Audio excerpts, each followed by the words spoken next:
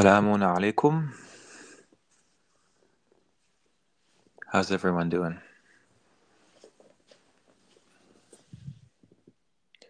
Apologies, I'm having issues with my mic. I have to use my phone. Shouldn't be a problem.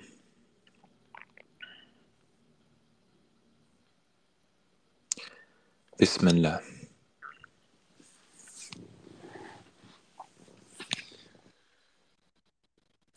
Salam alaikum, let's find the truth. Salam Dafi. Salam Nihal. Salam Devi. Welcome. Salam alaikum emulation. Salam alaikum Macallan.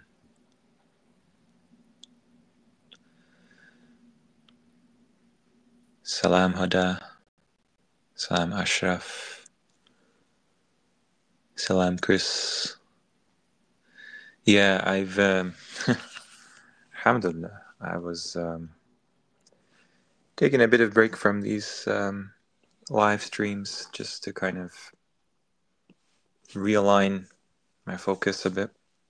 But no, I hope everybody had some time off, a good holiday, family and friends. I certainly needed that, especially, with the whole last part of the Mecca series really took a lot of, time and energy from me. So it's good to get that out and kind of get back into things that I really like to, things that I think deserve more study. I'll talk about them in a bit. The stream doesn't really have anything prepared that much, but I do have some points I want to talk to. If you guys have any questions or comments, feel free to comment in the chat. Salam alaikum, Sahli Nomad. Welcome. Salam alaikum, Khaj. Salam alaikum, Keiki. Keiki Chrysostomo. Sorry. Salam alaikum, Arfan. Salam alaikum, Alchemist. Salam alaikum, Gerber. Salam alaikum, Hamza. Osman Leach. Welcome. Okay. Yeah, apologies. I have to really figure out this setup. For some reason, I can't get the mic work on my computer, but it is what it is.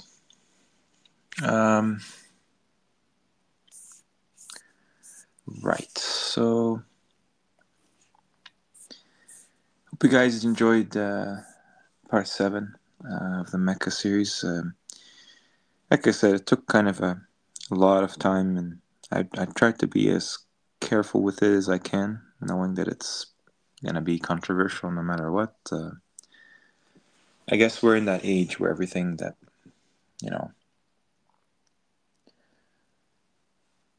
pretty much everything that you're going to say now is going to be, you're in the minority, Currently, right now, I do want to kind of take some time needed to do a more comprehensive study on Arabic, and mainly just the letters of Arabic. I think that has always fascinated me, interested me.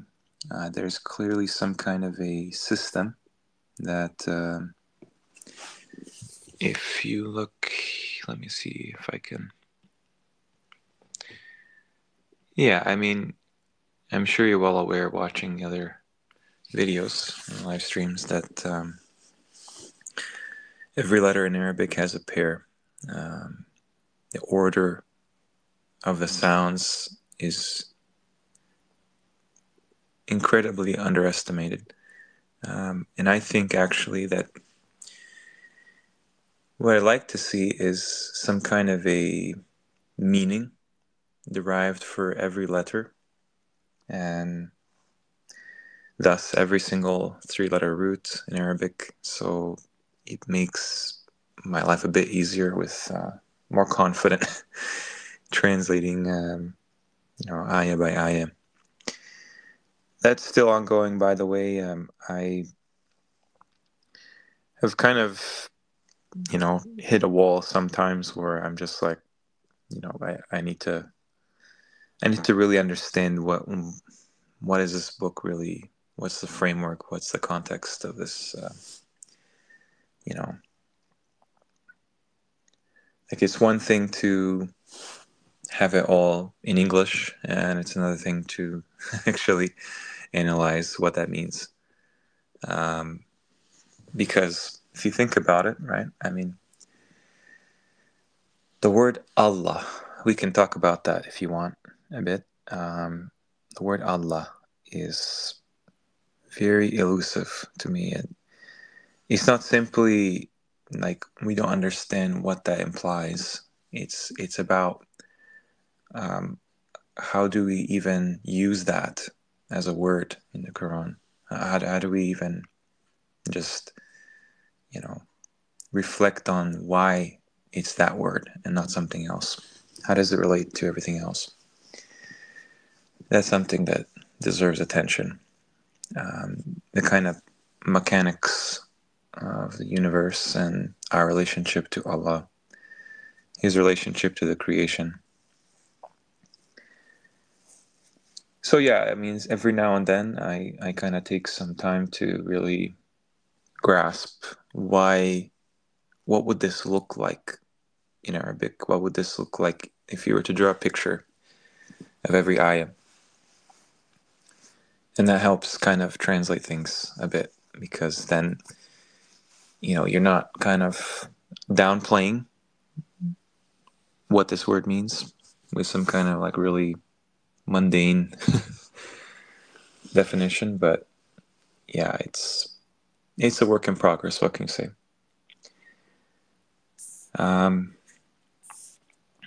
Yeah. Salam Haji, welcome. Salam alaikum Haytham. Yeah, I do feel that is very important. I mean, the whole point of the hadith, what they call hadith, a hadith, is just to really sidetrack you into an illusion. And maybe we can touch upon who created it. I think that's an interesting discussion. Similarly to the Bible, modern science, our political understandings, all of our cultural norms and traditions, you can really imagine what kind of beings would have the power to envelop us in all that. And something about dictionaries, right?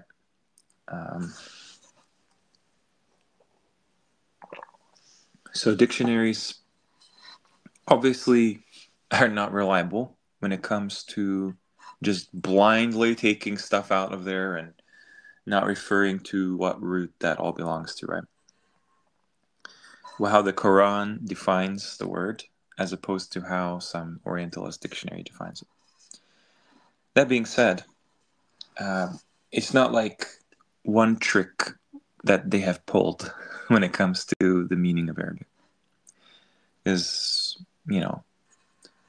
by far, they have actually translated a lot of things correctly. And that's probably because they can't really get away with it. It's a living language. So, yeah, I kind of try to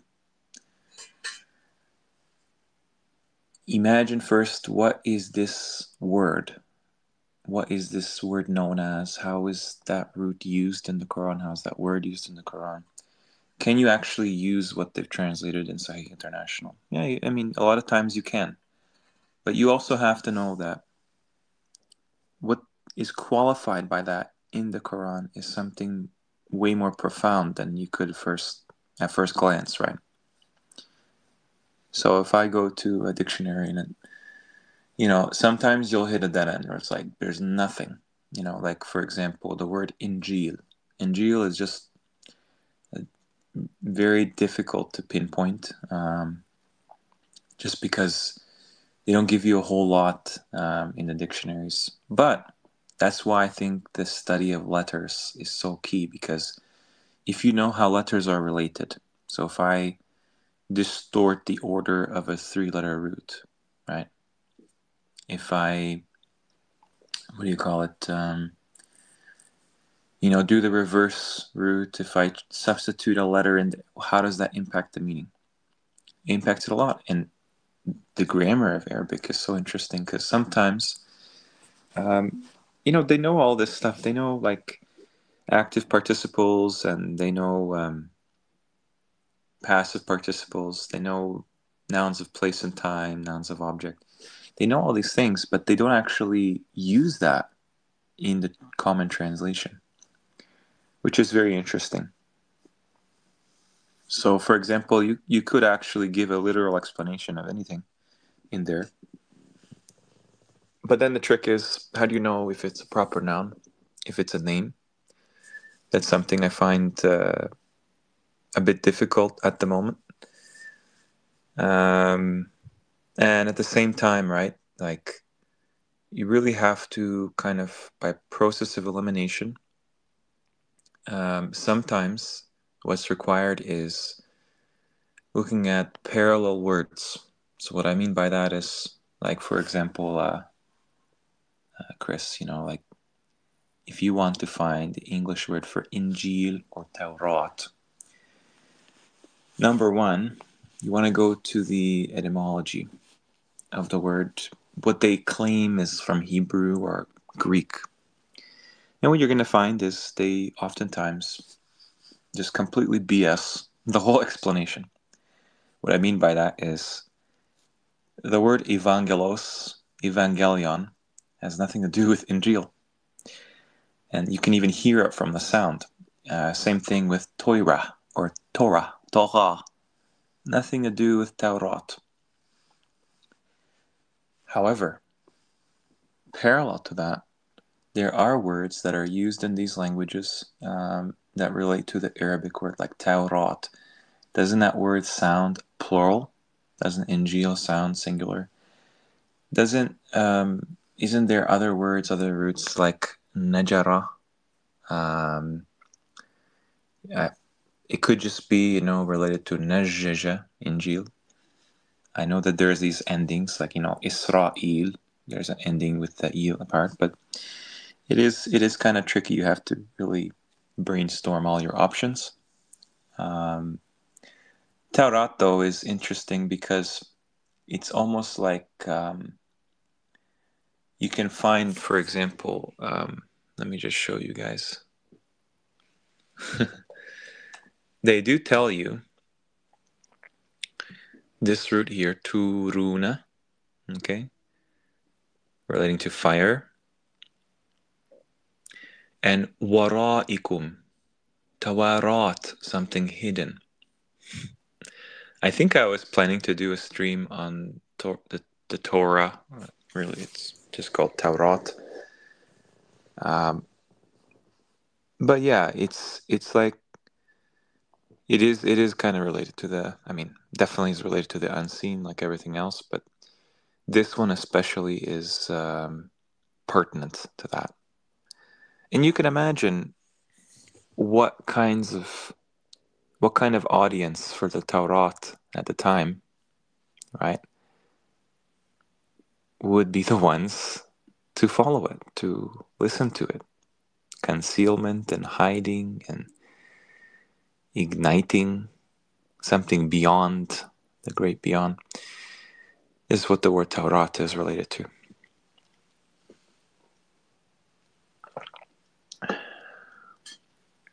Assalamu alaikum, everyone in the chat. Salam, Daniel. Where do you think you can find the best dictionary of roots to practice or learn from? No, actually, Corpus Qur'ana is not necessarily what I use to study roots. I think Corpus Qur'ana is a useful tool for seeing the instances of a single root in the Quran. But I have to caution you, it's definitely not perfect. That's something that I want to also bring to the table in this translation, which is correcting. I did a stream about this, but making a standardized system of classifying Arabic words by their root. I think that would help a lot because the vowels become completely subjective. That's why nobody's really imagined what words would be related to, let's say, the word salat, right? Salli.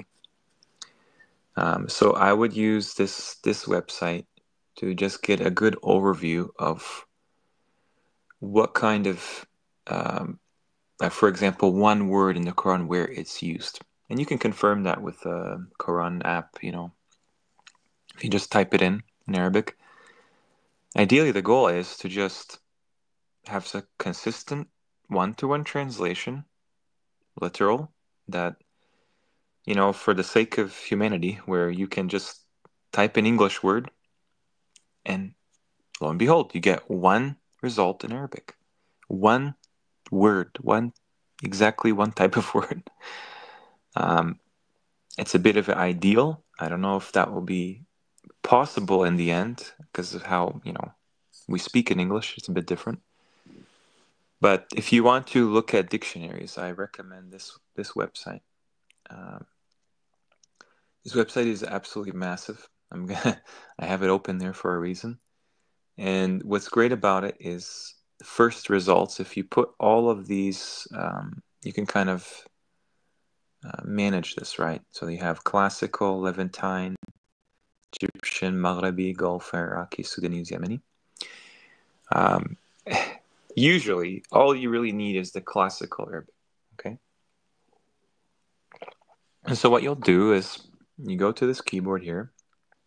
If you don't have an Arabic keyboard, and it just provides one for you, you can search a root, you can search a word without any diacritics, and usually you'll get what you're looking for.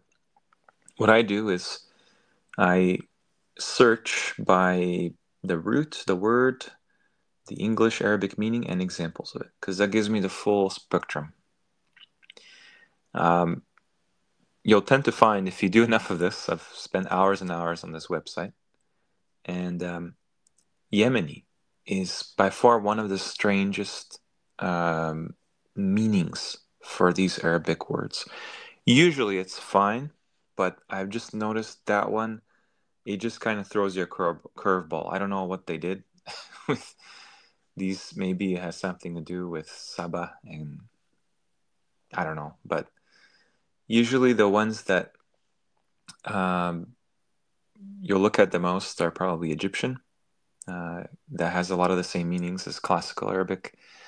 Maghrebi, that's, the North African. I guess that is useful sometimes, but honestly, if you're using like a common word, like especially one that's in the Quran, all you're really going to need to see here is the classical one.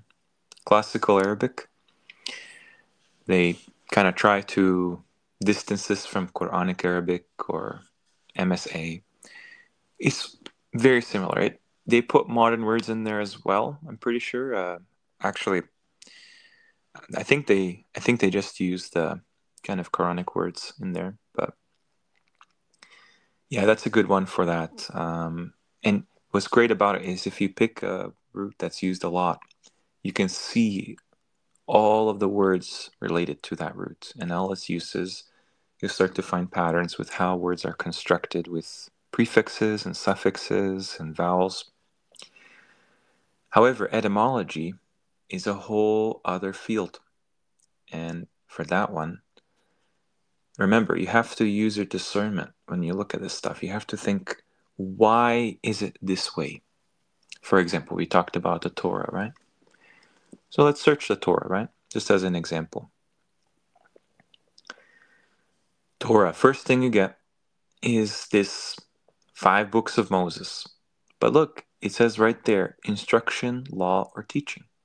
That's what it literally means in Hebrew, apparently. So you click on the Hebrew word, okay?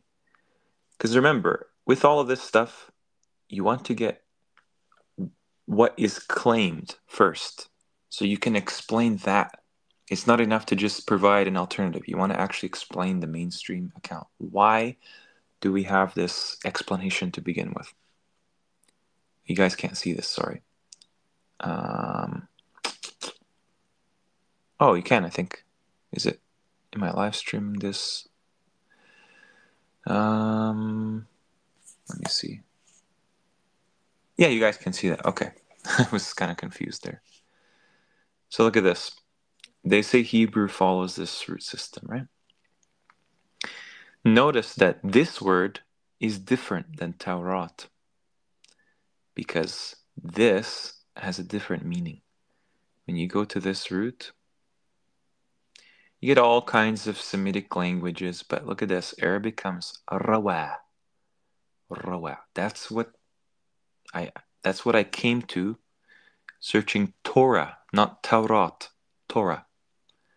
Rawa. To relate from memory, to cause to memorize, to refer to a source. What does that sound like to you? Riwayat, perhaps? Okay. So you see, Davey, it is kind of complex, but the whole point is you're just kind of following the breadcrumbs. Maybe take notes along the way. You kind of let yourself go in the line of inquiry. Okay. So,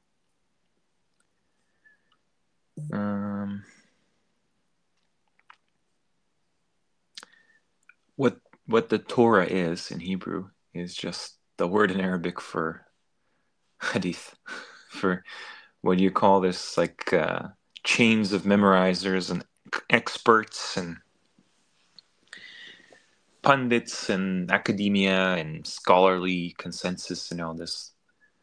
That's what the root is related to. It's also related to, if you can imagine, something that is transmitted, carried, related, recited. This is why in Islam today everything is based around reciting, memorizing.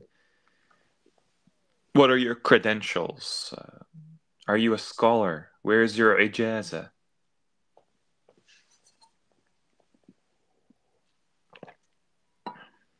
Yeah, Salam Bird song. There's definitely a connection between tarot and Torah. 100%. No doubt. I'm not saying, and I'm not validating this craft, this, taking out cards and predicting the future or something. No, that's not what I'm saying. I'm saying that the word itself is related to the word Torah. Perhaps Taurat, because I already mentioned how in the Quran that is related to concealment and something that is behind a veil, basically. That could actually fit that, the beings it was originally sent to was not simply humanity,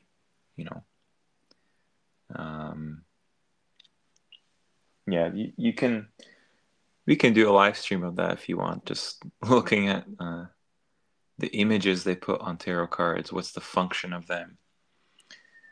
I think in Italian the word is tarocco, and to me it makes sense that you could infer based on that there's something to do with history and in Arabic tarikh, but that's a whole other thing. How do we know that was not designed? No, we do know it was designed to do that. Every language in some way was designed to keep us from their meaning. 100%. The reason why is the meanings are radically different.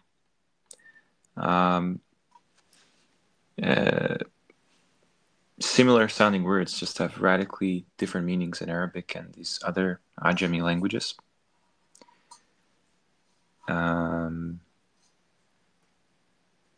The problem is that English, as it is, is the most commonly used language today. If you want to leave everything in Arabic, fine. No problem. But there is this need to understand what those words mean, you know. So if you do that, then nobody can say in the end, oh, you don't understand Arabic. No. Actually, most Arab speakers today, almost all of them, don't understand Arabic. You know why? Because the word araba, what does that mean? It means to convey something clearly, literally, exactly what you mean is what you say. They don't do that. They see Arabic as poetic, and that destroys the entire narrative, everything about the whole concepts in the Quran. If you just take it literally, all the comparisons, metaphors in the Quran, those are direct comparisons. You know that, right? Like Allah is giving you a comparison that's one to one. It's perfect. Those are not imagined metaphors. Like we would say, okay, she has a heart of gold or something. We're not being literal there, but Allah doesn't he doesn't put poetry in the Quran. That's the thing. Arabic is designed to expose things. That's why if you just take any word, English, Greek, Latin, try to play a game with the letters, with the words, and try to convert that to how you would pronounce it in Arabic and see what the meaning is. It actually exposes what they did.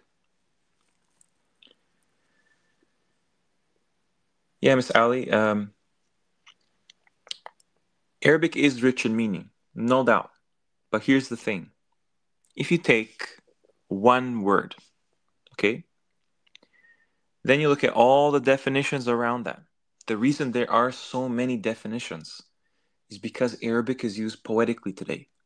So one thing, just like in English even, one thing can mean many different, usages, many different definitions of that word. That's the problem. But what you want to pinpoint is one word in English that works across the Quran. It just works. That's not asking for much. The whole richness and meaning, that's just elaboration from the Quran. How it's used colloquially. Okay? But we want to get to how does the Quran use this word, right? That's the thing. Once you have that, then you can go and analyze what does the Quran actually define this as, and do a whole tafsir of that if you want to. But we need a consistent translation. That's the thing. Never been consistent. Assalamu alaikum, by the way.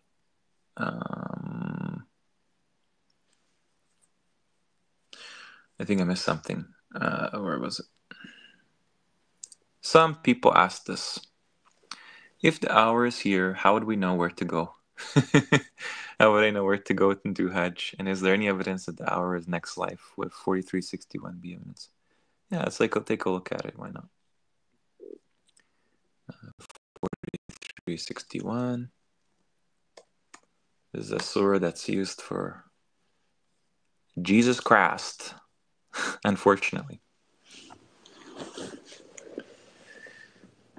وَإِنَّهُ لَعِلْمٌ لِلسَّاعَةِ. What do you guys reckon from this? Well, let's kind of break that apart. Sometimes I get questions that have many questions in them, and it's kind of, what's a good rule of thumb, guys, is don't try to jump to the end of something if you're inquiring, right? Especially when it comes to the Quran or anything in life. Take things step by step and just show the steps to yourself or whoever you're talking to, so you can deduce to yourself that There's, like, you did the work to show that. It's not assumption, right? All right. The main contention is this word. Sa'. Okay? Sa'. That word in Arabic means hour. Another thing that it means is clock.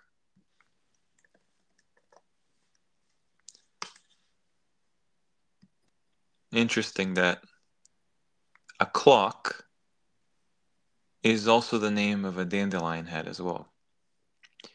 When you go down to all the definitions of this, translations, this is the first one you get. Sa'. You'll notice that it's everywhere. You have sa', sahat, sa'at, sa'at, um, sa'at, even in Slavic languages, I was taught it was sa'at, sa'at. In other Romance languages, horloge for heure, hour. The word for hour and clock are conflated almost in every language. And that's because in Arabic, there's no distinction. It's just like how the word lisan means your physical tongue as well as what's spoken from it, the language. Why is it like that? Because there is no distinction. It sounds like a different definition, but it's actually part of the meaning. That's why I think in one word you can convey a lot of meaning if you want to. If you develop a kind of, maybe, I don't know, appendix or glossary or something where you can just you can kind of define things for people in one word. So,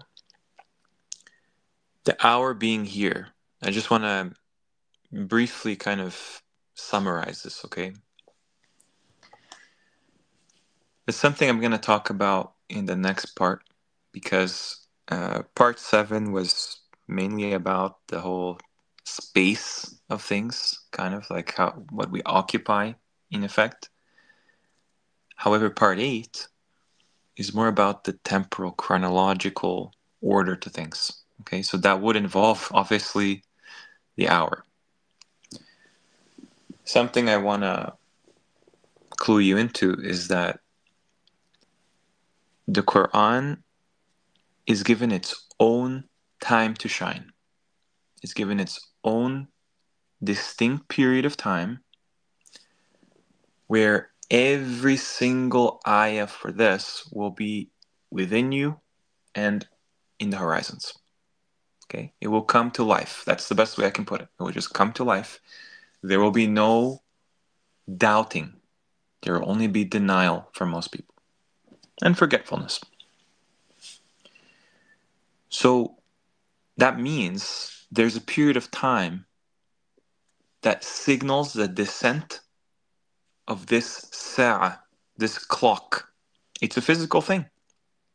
Why? Because it is coming.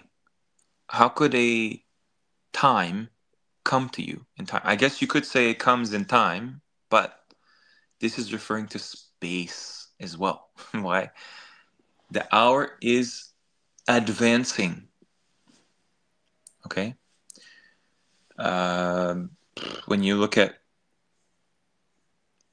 ta'tina, it will not advance to us or come to us or arrive to us. تقوم الساعة. That's something that's rises, like as if standing up. So currently, this is really hard to visualize, but just imagine somewhere way, way, way, way beyond the heavens, okay, there is a new earth. That's the best way to put it, new earth. That new earth is eternal. is immortalized. Okay? The akhirah is, like, when you think about it, like Jahannam in the Quran, it's made near. Jahannam is behind them, right? Jannah is hanging. Daniyatun. That means it's like almost suspended. It's near. So cosmologically, the akhirah is, over time, as time elapses, akhirah's influence and its establishment gets more and more, uh, you know, noticeable, clearly. And you can see that in the world. When it comes to as-sa'ah, it is literally anchored. I'm going to repeat that. The thing called as-sa'ah is literally anchored. It's advancing. It rises and it anchors. That means it comes from above. And when this thing is anchored, imagine like you have an hourglass and all the sand is coming down, all the command of Allah is coming down. Eventually, you don't need the time anymore. The time stops. The end of time and space as we know it. And everything is eternal. Akhirah. Just like that. Comes. So, the way I see it is this concept of a period of time called the hour. That's just another way to visualize basically the seventh day, the last day, Yawm al-Qiyamah, whatever you want to call it, whereby the deen is completed for every single person. So I mentioned before, like, people are resurrected en masse as a collective humanity, and they just live out the history again. That's why the history is relevant for the future. You will see it. Do you think that the Quran's author just says, hey, have you not been shown? Have you not seen? Have we not done this for you? Have we not done that for you? Without you, the reader, actually living through that and witnessing, experiencing that. No, that's definitely going to happen. So study the history, study the future, study all of the things in the Quran as it's relevant to your salvation. That's the only thing. Like, this world seems to show the Quran as irrelevant. And you can understand why, because so much of the unseen is concealed at the moment, and over time, what's going to happen is there will be a reset. Okay? That reset, it's happened many times. It will start the test when you wake up. Just like every test that you've ever done is timed, okay? This one is timed as well. It's not about how would you know where to go. You don't have to worry about that even in this life, okay? But for the duration of that day where you're just gonna, one after the other, see everything the Quran talks about chronologically, you're gonna experience that. You're gonna be tested like a practical exam. No book. You show and prove to your Lord, and you recognize in your heart, and you don't have to worry about this because the Quran is downloaded on the heart of the Nabi, just like it is for every human. And you get to choose, do I want to remain in this dunya and exploit the advantages my ancestors had that I now have access to? In doing so, hardening my heart, making myself forget what I'm actually in, what this actually is a test, what it's all about? Or do I want to actually strive and succeed and be from the mukhlasin that finish this test? Okay? It sounds completely insane, but you have to imagine how much, Allah is capable of all things. We haven't seen nothing in this life, as far as I'm concerned. We've seen just little kind of indications and perhaps symbols of the unseen. We see their effects, even if we don't even recognize them most of the time.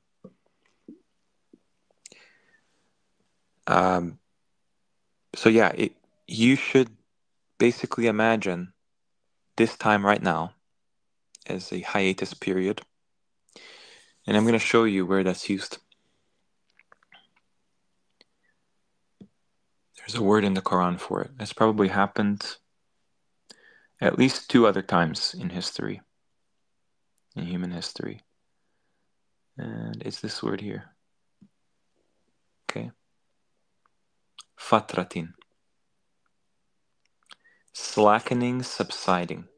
Interval of cessation. This ayah, okay, it says, يا أهل الكتاب قد جاءكم رسولنا يبين لكم على فترة from الرسل. This includes Nabi Ahmad that came with this Quran. Because he's from these people, from the Rusul. They would like to tell you that this is just the 600-year gap where nothing happened except the expansion of Christianity between Jesus and Muhammad. No, there's no evidence of that. This is very likely where we're in right now. No messengers. None. Oh, but Igor, anyone can be a messenger. Anyone can be a messenger. I'm a messenger. You're a messenger. We're a messenger. No, no, no. You have to really think what Rasul means. Rasul is that's somebody like an emissary of the Lord. Okay, let's not stroke our egos. Okay, there's no messengers as such. They come with Allah's authority. Clearly, Musa, Isa, Muhammad. Okay, but think about what this word is related to. Fitra with a ta. Fatratin. Future. Futur.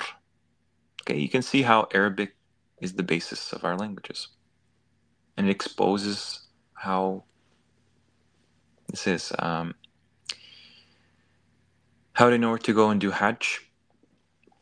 As time goes on, you will get more and more confirmation how much practically everything that you know and hold as true is an illusion. Practically everything about this world. It's made to be that way. To funnel people out, to filter them out of the majority. The ones who see it. This word means interregnum. Okay? This is an interval of time between some kind of leadership and ultimately a messenger presiding over their people. For the Nabi of the Quran, that includes the jinn, because he was clearly sent to the jinn as well. That's what the Quran encompasses as well. It's a lot to take in, really, when you think about it, but do you really think that Allah is not going to guide you to Him if you are actually someone that confides by Him in the last day? Al-Yawm al-Akhirah. Of course, that guidance is physical as much as spiritual. So, you don't have to worry about that. I've already told you in part 7 where that might be, and 4361 is just them trying to insert their own Kabbalah into that. I don't know if I can find it here. Because look, The ayah prior is about malaika. Okay. Then it talks about this. If you don't see that, the knowledge of the Sa'ah is still pretty hidden. Okay. When do you think this will happen? Oh, it will happen when the believers, the mu'mineen, they enter al-Masjid al-Haram, they make their way there in droves. I'm going to obviously talk more about that at some point. I'm never going to finish, that's the thing, with these questions.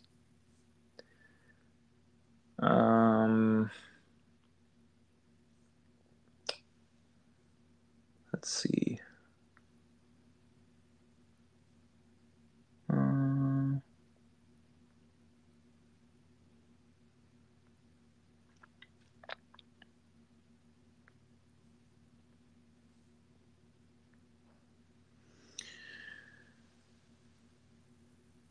Yeah, that's an interesting point there, yeah. I mean, what is an Arab? What do you think an Arab is according to the Quran? What do you think you'll be speaking when you're actually given a body that resembles what the messengers had? Instead of what we kind of were downgraded to in recent times. Okay. Salam Hanifan, welcome to the stream. Yeah, that is true, Haytham. That is actually what very likely it means, the word Arabi. And it's contrasted with Ajami. But Arabi is the actual tongue. I mean, it's Arabic. That's what its purpose is. So it's actually named after its function. That's something that is so cool to me. And that's why you see that on the screen. You see that in all the ayahs of the Quran. No, it's not the language of Europeans, the language of humanity. If you look throughout the Quran, you'll find this contrast. Like, okay, think about this, for example, right? A lot of people would like you to believe that Arabs are the worst people ever. They're the biggest hypocrites ever.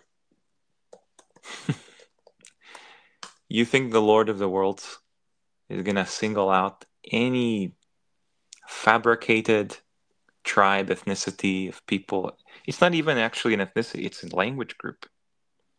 And say that these people are the problem. These specific tiny group of people relative to the human population. They say the same thing about Jews, right? Oh, the Quran is anti-Semitic. See how it talks about Jews. Nothing whatsoever. They have the definitions wrong. These people, the current understanding is so backwards. They actually liken the creator of the heavens and the earth to this kind of unruly, tyrannical dictator that is in the creation. He can't actually observe the entirety of knowledge. In reality, this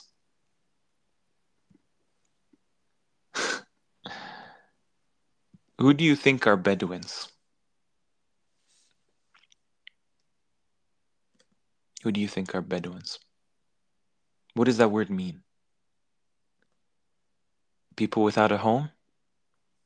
Just traveling and they make a temporary accommodation, temporary housing.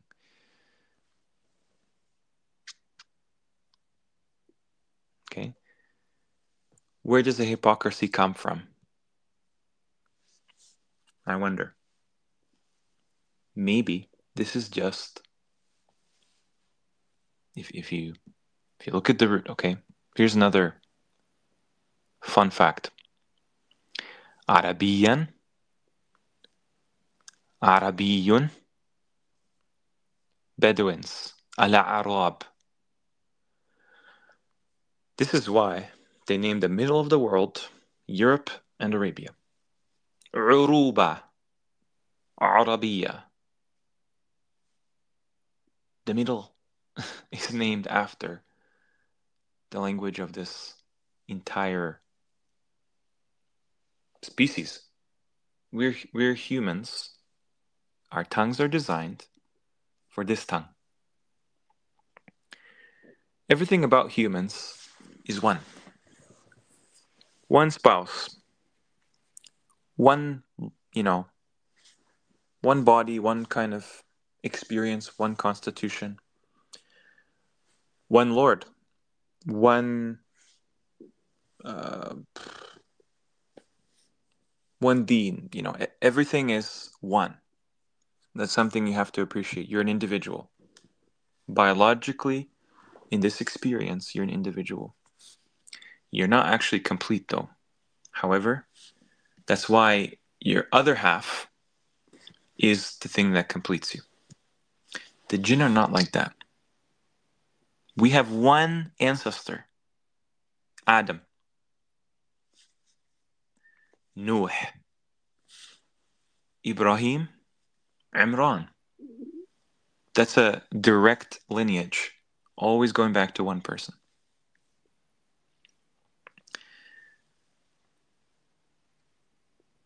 Arabic is necessary for humans to understand who and what they are. That's not a nationalist thing. It's not anything to do with Arab culture today, what is an Arab person is today. This is about the basis of what I'm speaking to you right now. English, okay? There's no actual coincidence, okay? English is related to Injil and all of the other stuff. But what I'm trying to say is that let's not get worked up about the people that are labeled with this word. And trust me, most of them are brainwashed to think that this is bad, even though this is your heritage. Like everyone had this available at some point. All the humans in the Quran speak this. This is the only thing that explains all the other languages. The problem comes with this other word. I'm going to show you what that is. It is ajami. Okay? Non-Arabs. I think I showed this in the mother tongue stream. This is something they will never translate correctly. We certainly knew that they say it is only a human being who teaches the Prophet the tongue of the one they refer to as foreign, and this Qur'an is in a clear Arabic language. However, this word is about some being, not that they refer to yalhiduna, to they apostatize, to just deviate towards. This word is related to atheism. Who is this being? They apostatize towards him. He's ajamiyun. Okay. Who are the ajamin?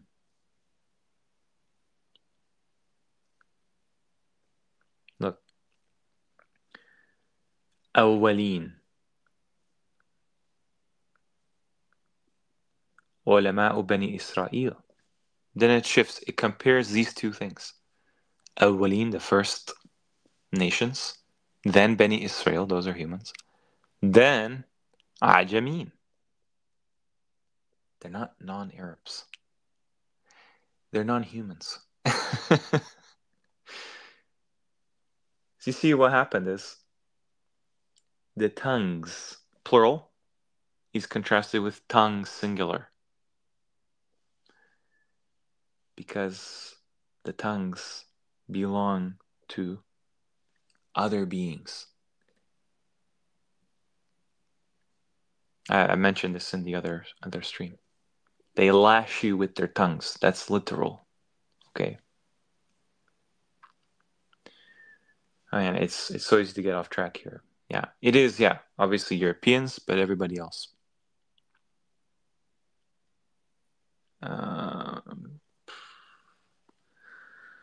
How long do you reckon we have? Well, I can't really help you in that department. That's something you have to actually pay attention to yourself. Maybe it's just as part of the test is like, if you knew the date, let's say you were told the date, what would you do? You just sit around and wait for that date, right? The fact that you don't know makes it all the more interesting. It makes it fair.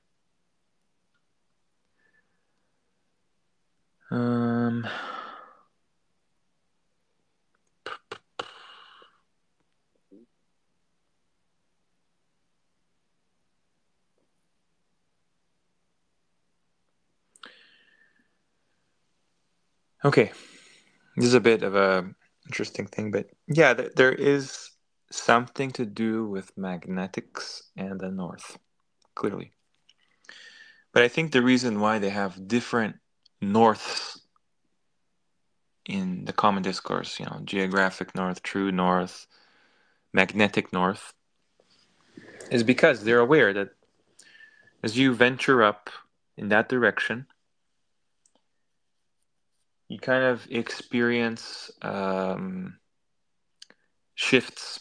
Like, I don't know how to explain this. I don't have the graphics to show, but it's like the stars, your compass goes crazy. And I think what you should always keep in mind, Tech Podcast, is that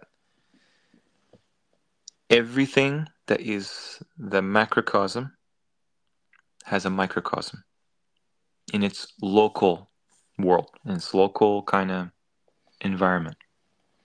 So yeah, there is a rock somewhere, some mountain or something that affects every compass. It affects us even. The idea behind magnetism in the Quran comes from things literally being brought towards this balad, right?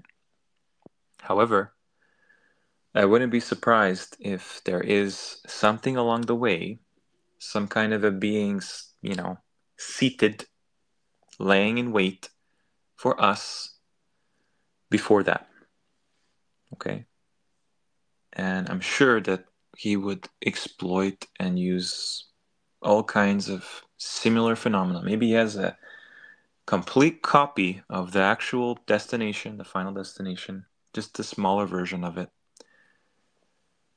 I don't know. I mean, it's an interesting idea. That's why I used in part 7 terms absolute north and relative north. They say that magnetic north changes. Okay, it moves around. Fine.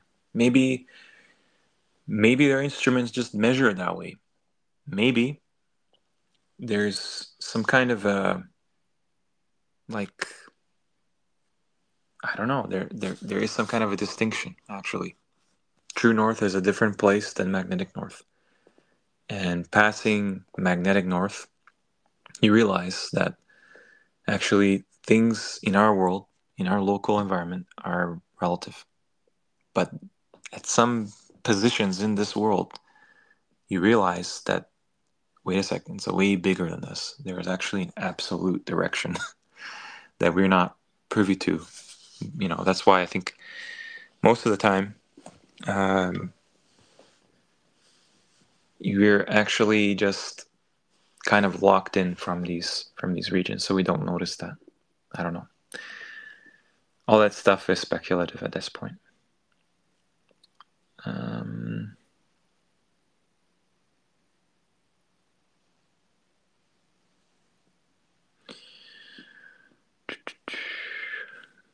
Lots of comments.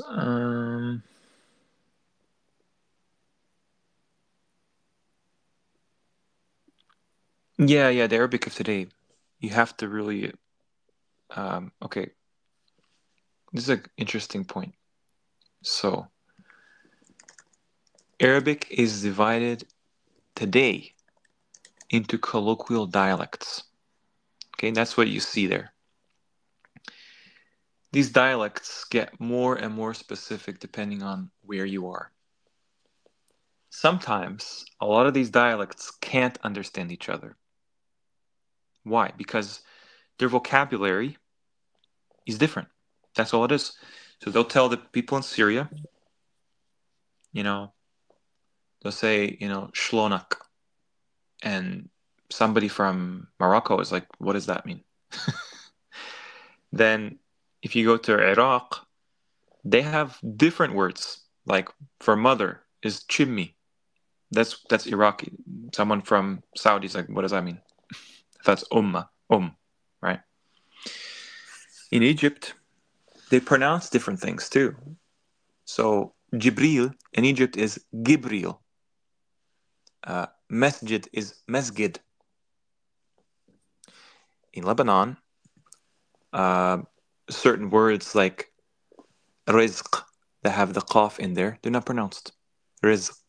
They use a hamza instead. In Khalij, in Arabia, they pronounce the qaf as a ga, like a G in English. So like coffee would be like gahwa. I think Yemenis do the same thing. This is the issue, is that now it's like a mirror of what happened with every language. Let me show you. Sorry, I was not sharing that. Happened with every language. Okay. It's just a microcosm of it. So they invented this thing called Modern Standard Arabic. That's what you get on the news. On the news, you get Modern Standard Arabic because this is based on how the Quran talks, how the Quran actually,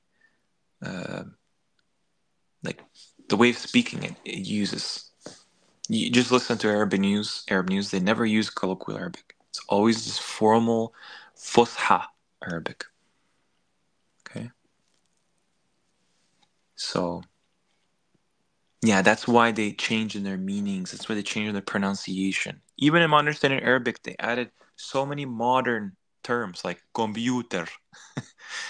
There's no need for these words because originally Arabic is supposed to have a name for everything.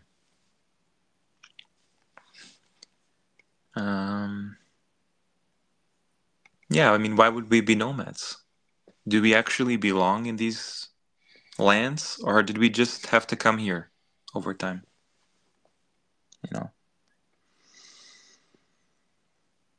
Would you say we are in the life now? We're in a kind of life, yeah, we are in some kind of life, but clearly it's just like, shadows on the wall compared to what you read in that book. Yeah, I did do a health stream, Davey. I think it's live stream.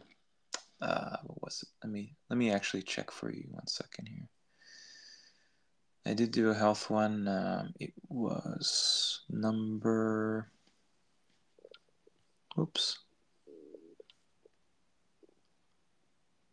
8. So if you go to Quran Study live stream episode 8, that will be beneficial for your question there.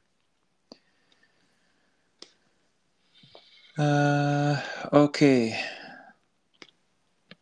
Been going through lots of questions here.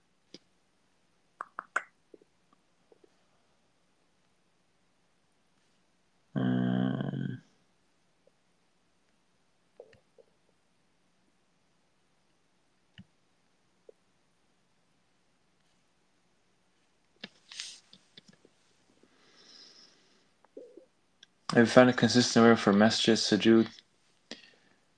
Yeah, I think so. You just need to kind of,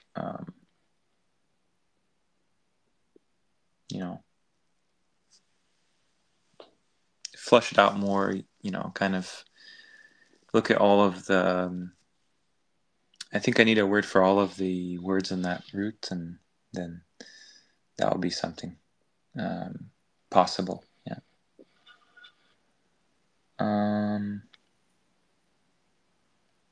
Choosing sides. No, it's is pro-humanity. That's what this channel is. Pro-humanity. Beni Adam, Beni Israel. That's what we are.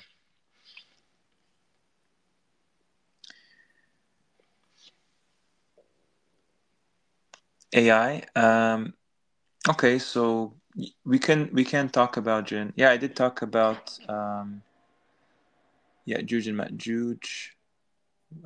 It was in live stream. Let me find it. Live stream 10.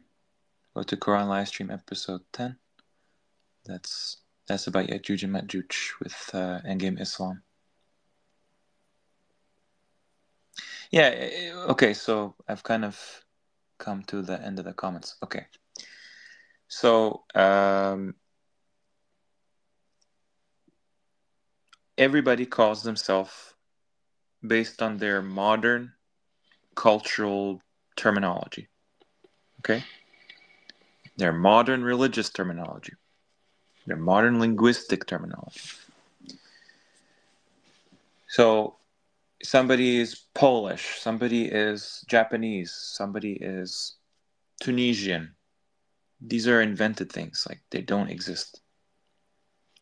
This is why it's absent from the Quran.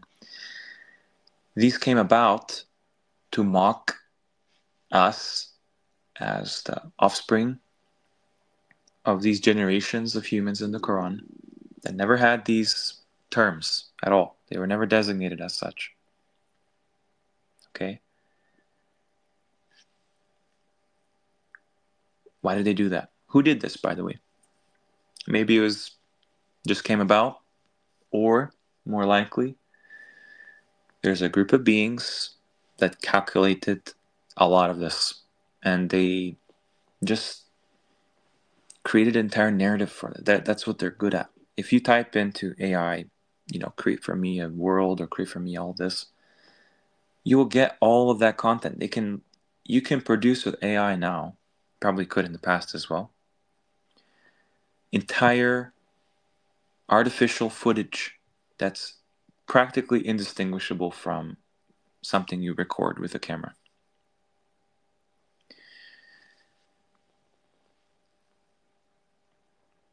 So I think you have to stop really defining yourself by these secular terms, by these non-Quranic terms, because they're not accurate. They're not actually representative of the truth. They're misleading. All those flags orchestrated.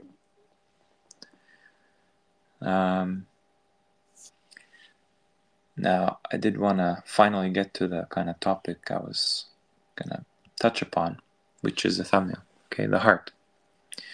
What do you understand the heart to be? Is it an organ that just pumps blood? Is it a negligible kind of tissue that just we don't know how to take care of it? What is it? What is the qalb? Well, in the Quran, it's obviously going to talk about the qalb very specifically. And it's something that our current hearts are an indication of for something that was the norm in the past that will likely be shown again. Okay, this is something you're going to find throughout the Quran, that once you start to read it exactly as Allah intended, just word for word, what He says is what He means, you're going to find a lot of incompatibilities with how we view things from our current our current context. So, number one, is the word for heart in Arabic in the Quran is qalb. And this is why, you're right, Miss Ali, you can definitely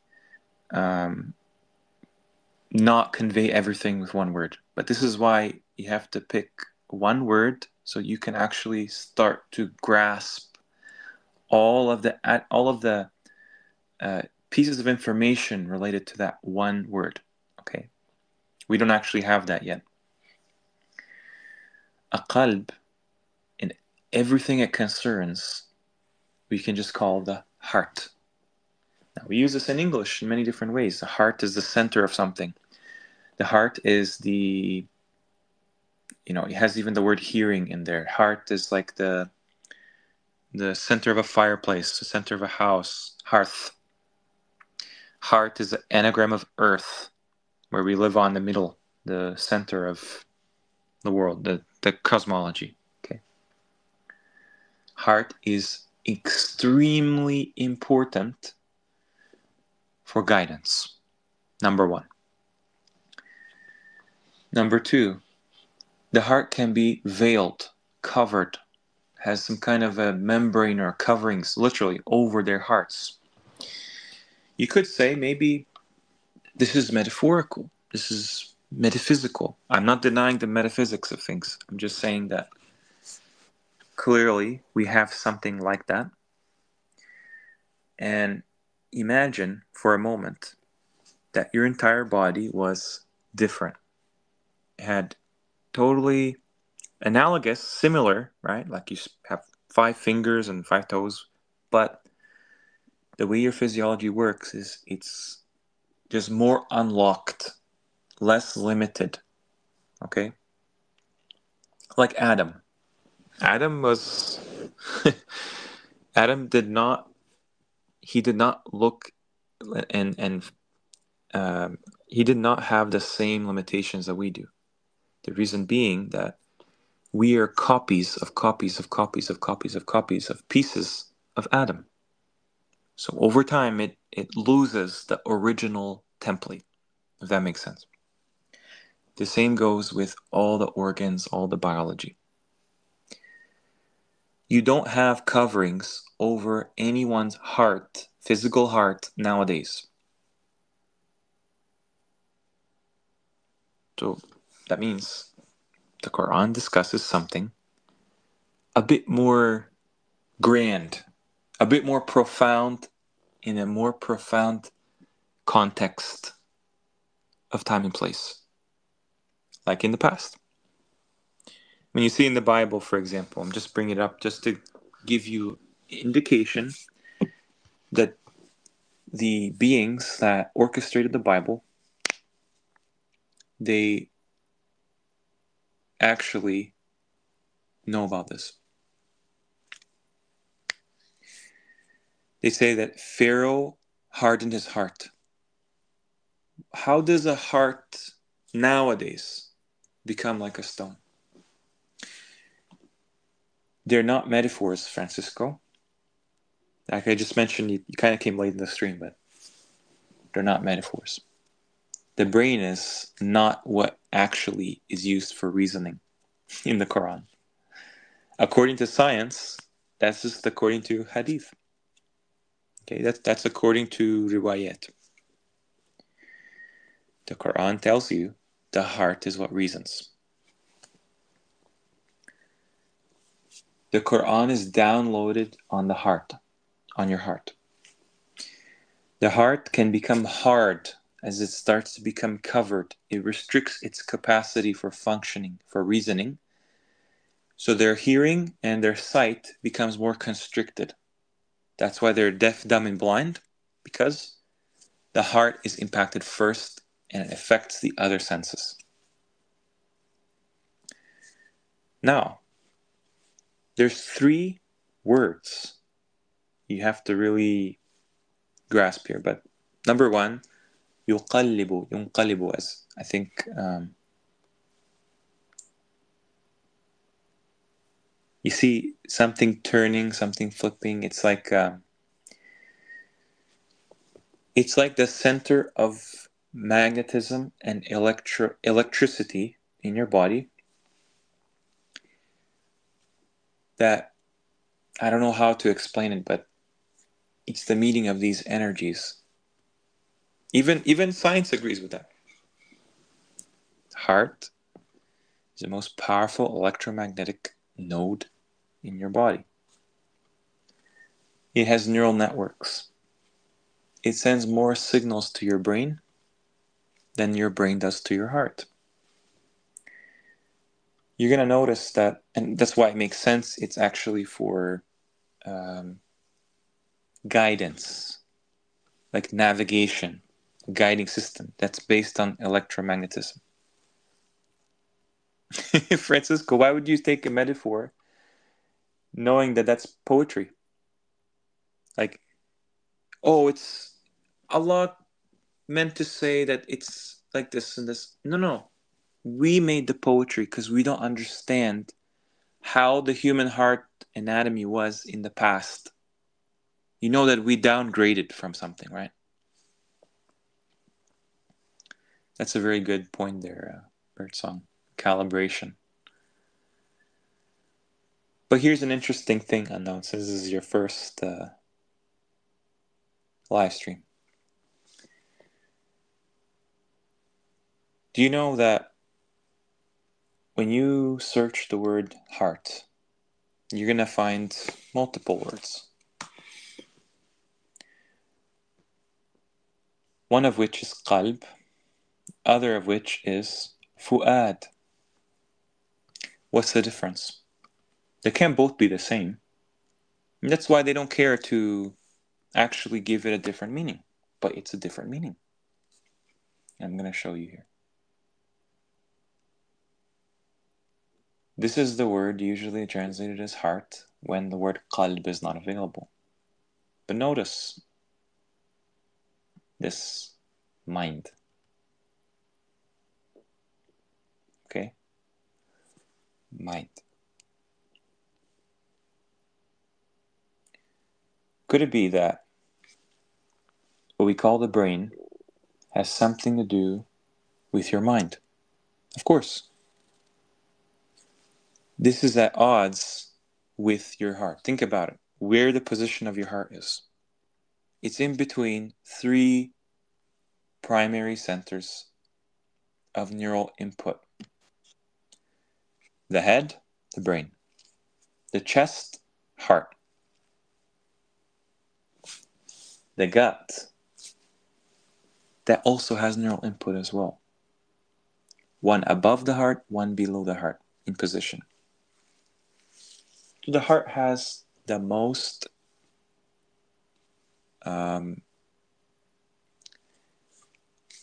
importance when it comes to the Quran. And look at it this way. Whatever's at the center, not whatever's at the top, that's more important. That's what Allah is constantly drawing attention to. Your brain, fu'ad, is really, if you think about it, and you can find examples of this, right? It's really the modern times where it says, from the Bible and whatnot, that thinking with your heart is stupidity. This is something that it's ingrained from us. Like, do not think with your heart. Do not follow your heart. Do not. We have so many words for heart. All the ancient cultures, they understood the heart as incredibly important, and the brain is just it's kind of like an instrument the heart uses. For example, in the Bible, to show you how the Bible is corrupting, it's not just corrupted, it's a completely fake like psyop, okay? It says, the one who uses their heart is a fool, okay? Likewise, in modern times, that you use your brain, not use your heart. Why? Because they just assume, they follow everything from science, like you mentioned, Francisco, and they just assume this is the master controller.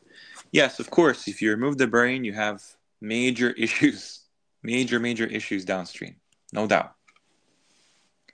However, what's the purpose of your brain? What's the purpose of your mind? Could it be that the seat of reason, the seat of intellect, seat of understanding is positioned around, centered around your heart, what you would call your heart? And that's why it's constantly beating, beating, beating. Whereas your brain is some kind of a biological position of your fu'ad, your mind.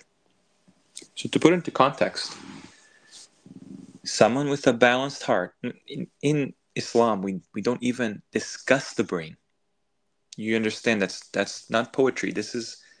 We don't even discuss the brain. Allah guides the hearts. The stars are actually analogous to hearts in the same way because we are guided by the star. And that's why it's all about what's in your heart. What kind of a person, do you have a good heart? Do you have a pure heart, clean heart? Obviously, the gut and the brain have different functions. They're important. But what's the balancer in that? Heart. It's like, you can imagine heart being the one that, in a way, it's kind of like the foundation for the other two. If you grow up in a world believing that everyone is out to get you, everyone is a criminal, and these people are bad and these people are good, and you have a twisted morality, then guess what? Your mind creates that reality for you. You see it that way. What I'm getting at is you can basically sum it down to the heart is the reasoning. This is the foundation for the gut and your brain. The brain adds the emotional bits to it. That's why mental illness, lunacy, scatterbrain, monkey mind are all emotional traits. There's not a problem with your heart. I mean, directly. Your brain seems to be where all the emotions involved are, exacerbated. The heart is the guidance for what kind of world you want to see. Because there's no compulsion.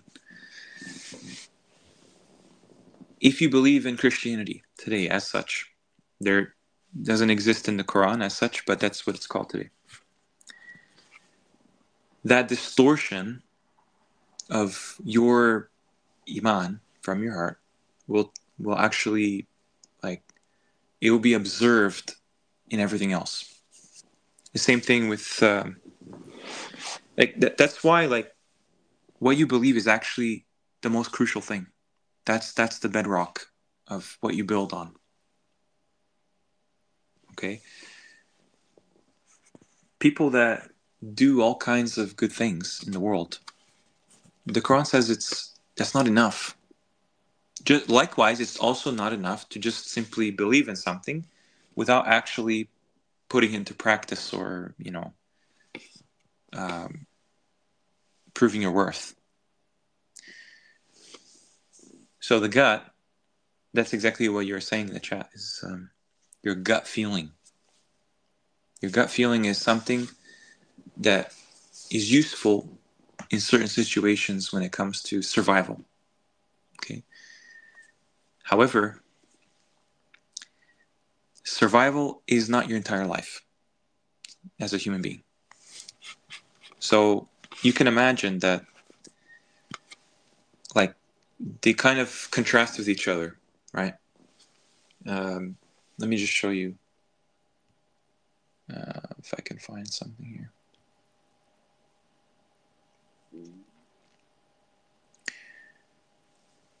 This is all metaphysical to us now. But this actually reflects how the cosmos is even organized. Allah says, are you a better creation, or is it the samawat? So that's why there's 3 things in the Quran that represent the spiritual components of these 3 biological, tangible areas.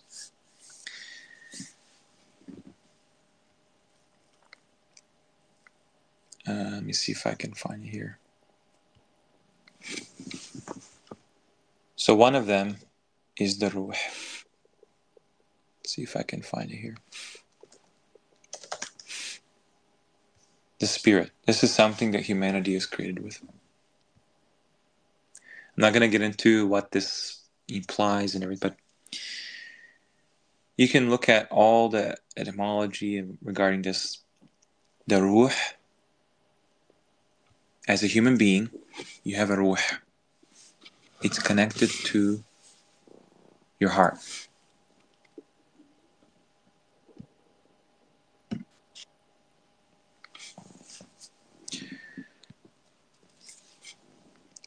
You also have something else called a nafs.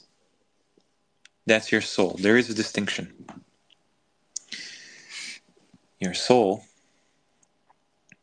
is around your solar plexus. Again, it took me a long time to really go into the details of what are the implications of all this, but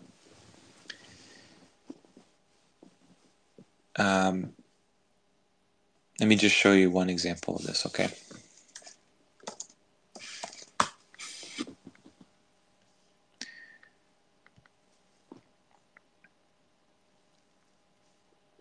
There's only a handful of areas in the Quran where this whispering action is used. Whispering, inclining. And one of them is this word nafs. It's right here. Tuwaswisu bihi nafsuhu. How can your soul whisper by you? And everywhere else, it's shaitan. Iblis. Shayateen. Waswasil khannas. You ever wonder why you have this intestinal kind of configuration in your gut? Like a snake? You ever wonder why your spine just runs directly down your body and they have this kind of deception called kundalini, awakening your chakras, awakening from the root to the head, to the crown? Why is it a serpent? What does that actually, where was that inspired by?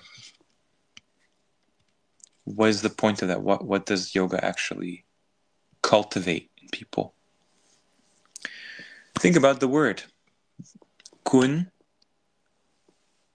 dalin. Kun dalin. That literally means in Arabic, be astray. Be lost.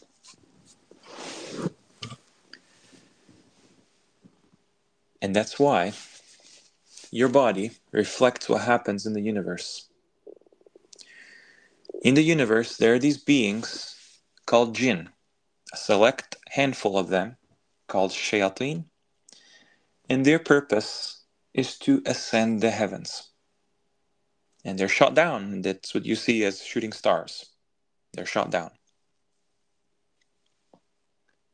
That's because the heavens, unlike our bodies, mostly, is protected. It's never going to get anywhere close to the chest of the universe. Sama, the ribs, at-tura'ib. But because we're ignorant, we allow all kinds of things to influence our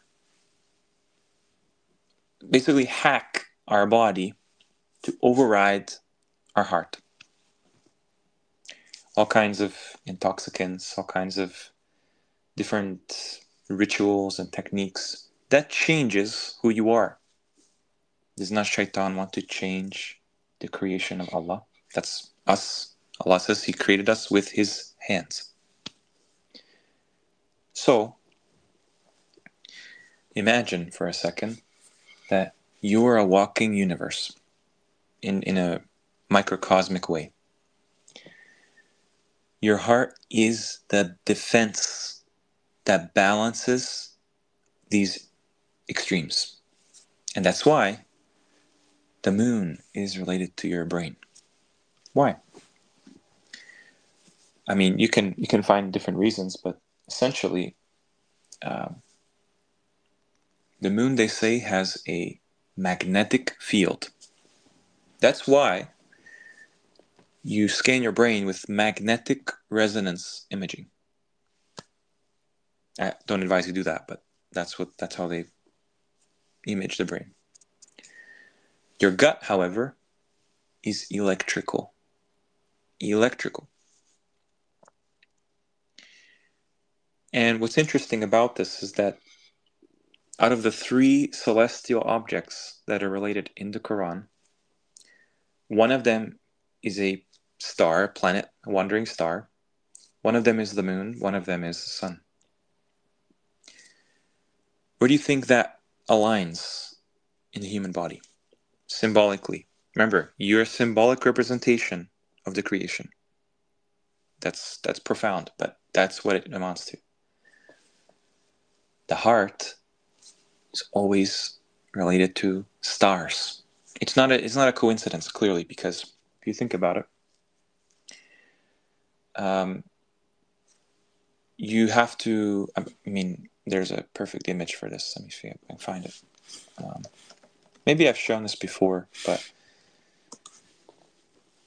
all these secret societies do is exactly what the religions do. The religions are like secret societies' light version for the masses. They take something that is true and they warp the understanding of it, because I don't think they even know what they're doing. But they know it's important to talk about these concepts. That's all it is. So they represent it symbolically in kind of a rudimentary way to obscure what is actually discussed openly in the Arabic Qur'an. So what you see on this cover is exactly what I'm talking about. This is why, like, Kabbalists, right? If you want to know why Kabbalists, they talk about basically everything in the universe is just your body, is because it's a reflection of what's in the universe. So, for example, one of the ridiculous things that they say is that Al-Masjid al-Haram is your sacrum of your spine. And then Al-Masjid al-Aqsa is the top of your spinal cord. That would work in the actual body of the creation. And that's what you see there. You see the central mountain, the spine or backbone of the heavens and the earth, at the navel level. Look at it what does the background, the bluish black background, look like if not a human torso? That's in Arabic badan, badanika. And they put the plane of the earth, I'm not saying this is representative, but I'm saying it's analogous, at the navel level, the navel, the womb, the button, where the button starts. And they even put the snake there ascending this from the button proper, the gut, ascending up the spine. This is why the Quran talks about as-sulb wa tura'ib.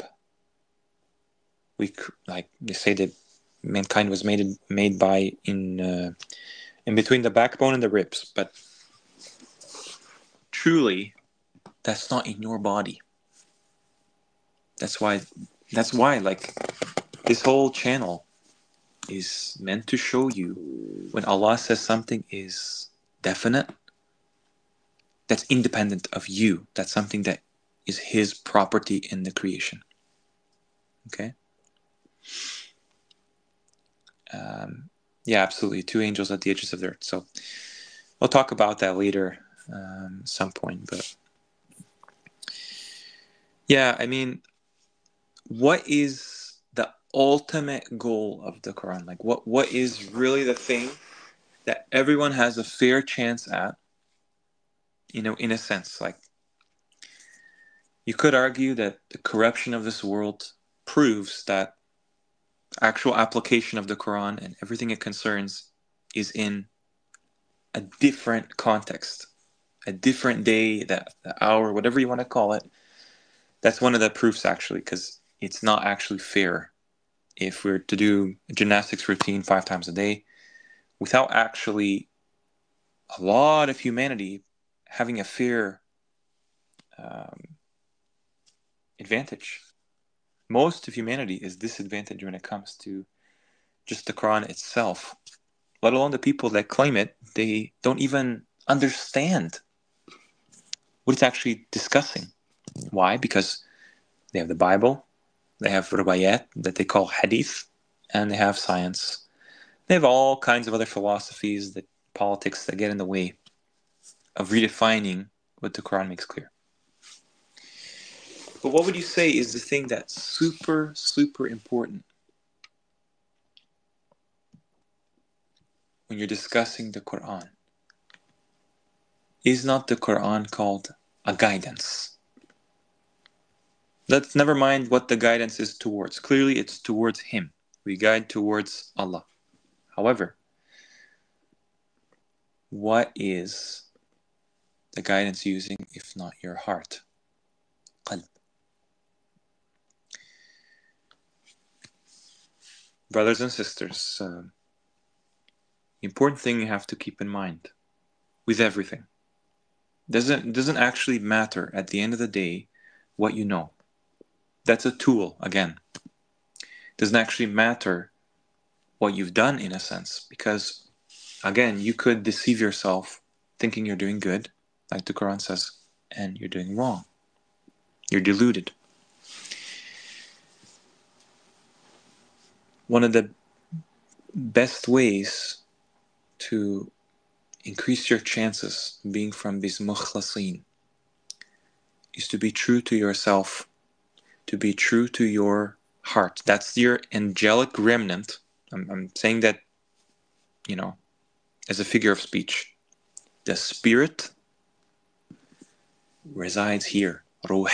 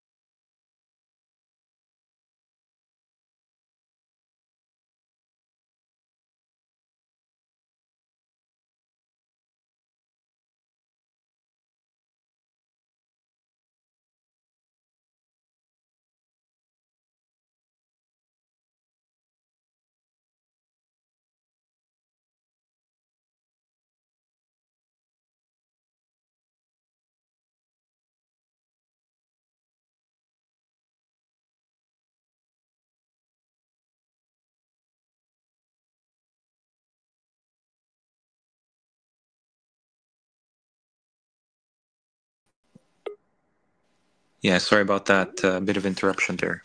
Apologies. The main thing here is whatever you do in life, whatever you, even your beliefs, even everything about you as a person, you're a human being, first and foremost. You're not a jinn. I'm going to talk about that in a bit. So what's important for you is to assert yourself in this world and protect your heart. Protect this organ. That goes with diet, obviously. That goes with what you consume. But number one, don't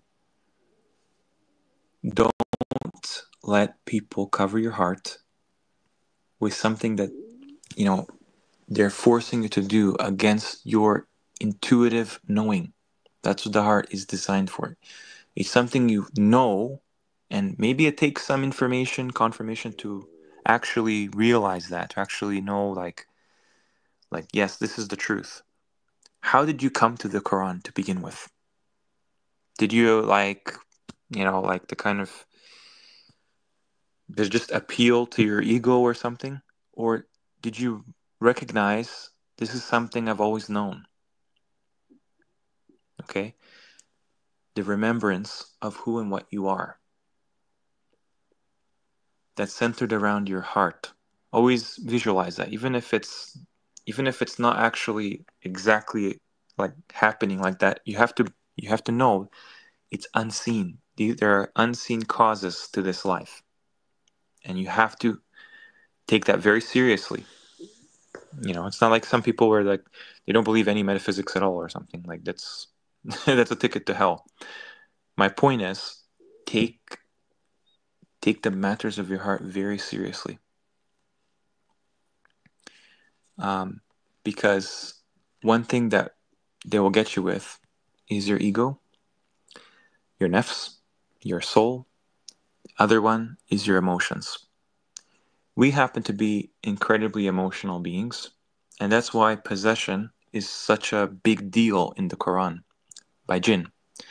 You don't want jinn to hijack your life. You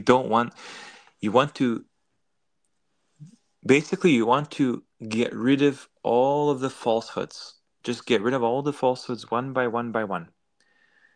If something doesn't make sense to you, yet you're forced to do it, you're gaslighted into it, you're told, hey, you need to have a scholar. You're not allowed to do things by yourself. You need to follow this external source to the truth. You have to follow what your community does. You have to. It just goes against anything that goes against your knowing, your intuition, is a deception. It's misleading. There's no way around that. And the beings behind and facilitating this misguidance, they know that. You may be shocked to learn, but almost everything in our world that we hold sacred, which is not actually in any way sacred, is something superimposed upon us like a matrix, like a system of control before you're born, before we actually had a society, whatever happened in the past few hundred years. You don't purify your heart by following the herd. No, it's an individual journey.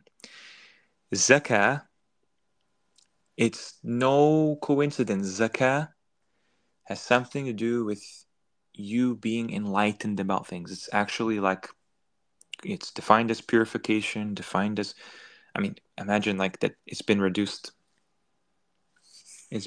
to, I don't know if you guys can hear me. Am I coming through on my end? Man. Can you guys hear me? Okay. It's amazing that zakat has been reduced to something akin to just giving money. You have to imagine, like, the zakat is it's completely like it says the one who succeeds is who purifies his nafs.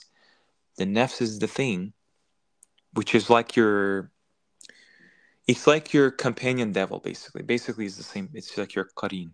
And you want to hold that thing on a leash. Okay? Yeah, it's so strange how my audio is coming through sometimes and not others. But everything has to be, like you said, Huda, in sync. Okay? You're in the pilot seat, not any other being. And I'm going to give you some interesting insights regarding that. Let me see here. So, something that's really apparent if you've watched my streams, you're right, Kenan. I don't think we can actually do that in this life. Maybe there's something at the very, very end of this world that, man, I don't want to get into it. It's a bit deep, but clearly it is a striving, no doubt. So if you watch my streams, I contrast the jinn and the humans quite a bit.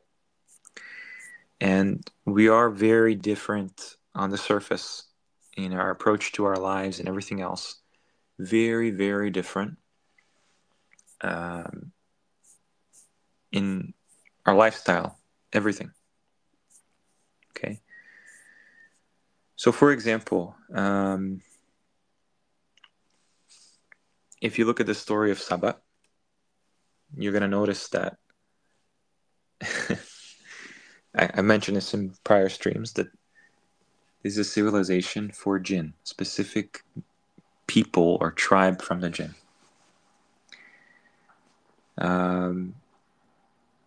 And what's interesting about this is we live in an era where aliens, extraterrestrials, and all of these phenomena, UFOs, drones, whatever, is not coming to the forefront, which it's always been hinted at and always been waiting for this disclosure, but now it's actually something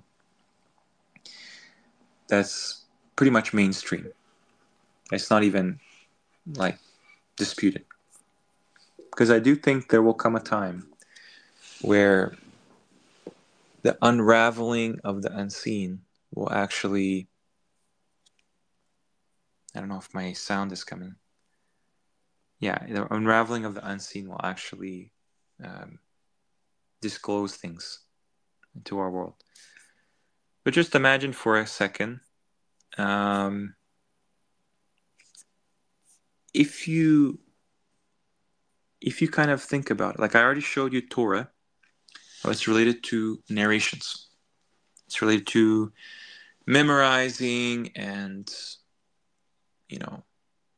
where's my, let me bring that up.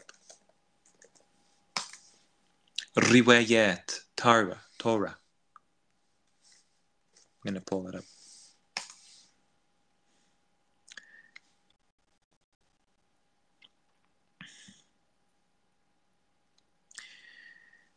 This is for beings that are not like us.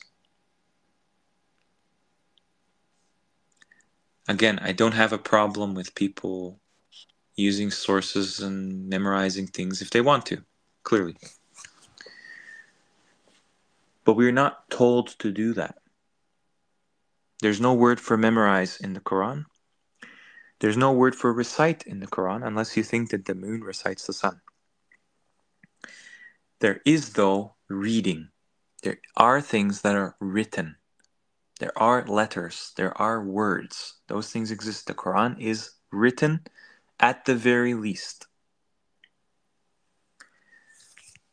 So when you go to the Arabic cognate of this word, rawa, riwayat. Oops. to narrate and tell and relate by memory. You can see that, I'm sorry to say, to any Sunnis watching or Shias, yeah, Chris, yeah, that's something I think I mentioned before. I mean, if you go to the word recite, okay, I'm not talking about iqra, that's reading, but if you go to the word recite, you're going to come across this following. I didn't actually put that on the screen. One sec. It's 1 second, guys. There you go. You're going to come across following, okay? The moon follows the sun. Well, guess what? You can actually find this defined in the dictionaries everyone has access to as some kind of procession, okay? There is some kind of procession involved. I don't have a problem with the moon reciting the sun if it wants to. I do think that those objects, those things are conscious in a certain way. But, I mean, think about it. Think about it. Does that have to mean recitation? Are you actually going to be reciting the Quran regularly? Tartil is something else. Rattil, to put things in order, to make a list of things. What essentially you're supposed to do in this Quran is you're supposed to take the information there, how it's used across its ayahs, and compare and contrast, organize them, order them into analyzed columns of information. That's what every like person that grew up in Arabic schooling used to do. Rattil tartilan is not recite with a methodic rhythmic recitation. No, is to actually analyze the words and how they're used and where they're used of the same word. That's what a concordance is, really. So you can imagine that there are other beings out there that have basically like savant-like memory. They don't forget anything. Basically, their memory to us is like is supernatural. Okay, and they just spit out information like no problem, easily. They can create entire paradigms instantly. They work totally different to us. And so this becomes apparent. I've mentioned before, what Judaism relates to, and alladhina hadu, and you have to think about it. Where did this idea come from? There is no way humans are going to be reliable across time and space with memorizing all of this. There's no way. It's just a magic trick that some people can do because magic is facilitated by jinn. Okay. But here's an interesting thing is some of the narrators, their names give you a clue. Bukhari, the compiler. Doesn't that give you an idea, like bukhar, steam, this kind of vapor? What does that relate to? Nisa'i, or what was the one? Nawawi, nuclear. Why would that be even a word there? That is what it means, even today. These narrators, another one, Ibn Kathir, these scholars are like what we would call today rabbis. Okay, rabbis, that's the word for lords in the Quran. Lord, Rabbi. Why do these people go around calling themselves rabbis? Because where it actually comes from is ahbar, beings that are taken as lords, as scholars, as, this like repository of knowledge. And then you look at what that root relates to. It relates to squids, to ink, to, popes, rabbis. Is hidden hand that, they do control our narratives with their tongues. And they put ink, they fabricated all of this evidence for us. They can do this very easily. That's what the narrators are. That's why most of the narrators are Persians. Okay, the Squid Game. The Squid Game is humans fighting each other for the entertainment of these veiled figures, these beings. Okay, shayateen. But what's interesting is, why are they all Persians? Why are most of the scholarship of Islam, especially Sunni Islam, Persian? I mentioned before that the word majus, how it's used, I don't have the graphic in front of me, but you can watch the part 7 of the Mecca series. That this is something that relates to them, their world. They are a group pretty much all the time. Like, that's not for us to follow that model, right? And so for them, they don't have to write anything down. They don't have to read. I want to show you something here. So if you go to that root for foreign, right? That also means Persian, by the way, in the dictionaries today. This is the word for the root that's used for dictionary, even. Mu'jama is what they call a dictionary in Arabic. Kind of interesting. So if you go to this, there's an ayah here. Let me see if I can find it.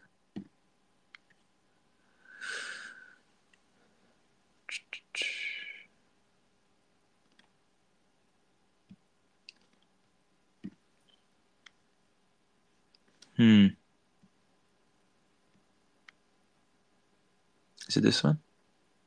Yep. Is it this one?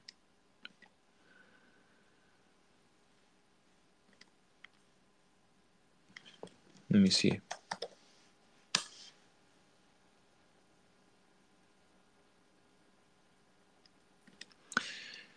I can't find it, but it's essentially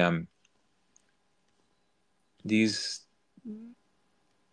beings, they don't have a problem reading, reciting, understanding in this. They have an arrogance problem. A good portion of them. We're the ones that, if we were to memorize everything, it would be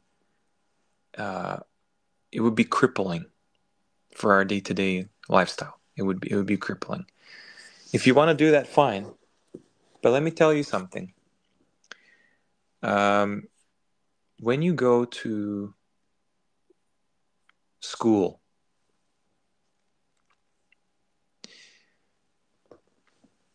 you are instructed.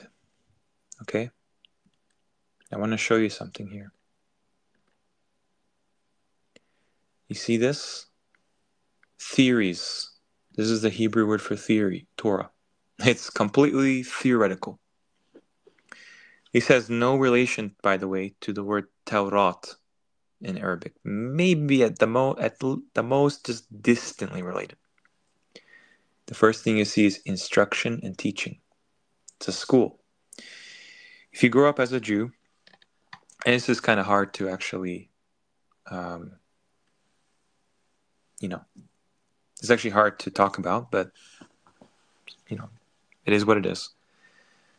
You are taught a way of life that is ideal for jinn. Okay, that's what you're taught. Our cultures are the same way. Our other religions are similar in that respect. So, for example, I showed you in another live stream that all of the veiled and garments and all this, it's literally just cosplaying as jinn. That's why it makes no sense. That's why people, they laugh at religious observance today, because there is no logic to it. There's no actual It's not intuitive whatsoever. It's completely 100% doctrines. Doctrines, for those that doctor the whole of our information, all the things we have access to. Doctrines, they're taught, they're instructed to you. What does Allah say about humanity? Let me show you. Allah has a very special connection with humanity that He does not have with the jinn. Allah is the one that teaches al-insan what he does not know. Everyone in this path is here not because they were taught this in school. They're here not because they were taught this by their elders or their scholars or their rabbis or imams, same thing, priests, same thing. They're here because they took the responsibility over their akhirah and they did their due diligence. So Allah rewards that. Think about this. He taught al-insan. That word is a title for Adam. That's who you're a piece of. You're a piece of Adam. So your life is going to reflect his in some way. He didn't say the jinn. Didn't say al-jan, al-insan. We are taught by the Creator himself, inspired, especially when you actually individually take responsibility. You don't get taught things. You don't indoctrinate or brainwash yourself. You think critically. The Qur'an is the epitome of that. Because the Qur'an is everything that you cannot figure out yourself. You cannot derive yourself. Everything points to the Qur'an, but the Qur'an is revelation, full stop. It's something you'll never know for sure unless it's revealed. And thankfully, it is. This Qur'an has a direct relationship with humanity. That's why the jinn kind of take a back seat in the Qur'an. The humans are front and center. Adam, all the messengers. Where are the jinn messengers? I see jinn warners, but Bani Israel, even Bani Adam to a certain extent, they are the revealed beings. They're the open, explicit beings. Even the word ins means perception. Anastu. We are the ones that actually analyze. That's what our purpose is. Ins. When Musa says, Anastu naran, I perceived a fire. If you're not asking questions, if you're going with the herd, if you just don't actually think and you're not actually being a human. Sorry to say. Let me show you a very interesting ayah. And this kind of speaks to the whole, our hearts are not actually in the literal state that they would have been in the past, that they will be in the future. And this is what it says. أَفَلَا يَتَدَبَّرُونَ الْقُرْآنَ أَمْ عَلَى قُلُوبٍ أَقْفَلُهَا.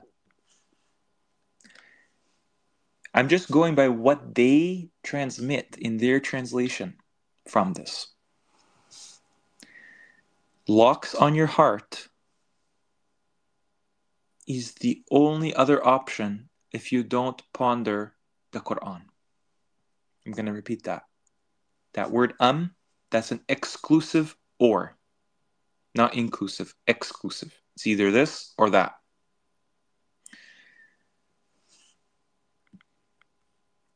أَفَلَا يَتَدَبَّرُونَ الْقُرْآنَ عَلَى قُلُوبٍ أَقْفَالٍ. It's not even their hearts. They put the there in brackets. but you get the picture. Ponder, reflect, seek to understand if you want to be understood. You're a human. You're not there to just have things orally transmitted. That's not sufficient. You're not there to memorize. You're not there to have communities and circles and stuff. Strangely, though, this is what the monotheist religions do all the time, as far as the other ones. You cannot be a Jew today if you don't have a community. Let me ask you something. Would Islam exist if there were no humans? Of course. Would Islam exist if there was no one to pray, to make dua? Of course. You're right, Miss Ali. The entire exam culture is a memory test. You know, the word school is related to the word skull. The way it's pronounced in Yiddish is Schule. That's actually how it's pronounced in German. Schule. There's a word in Hebrew, because Hebrew is like a kind of mockery of Arabic, called Sheol. Look what this means, Sheol. The abode of the dead, the underworld, the nether world. I wonder who lives there. Okay? I'm not saying that you can't get some benefit from going to school, getting a job, but why do they make this life all about that? Why?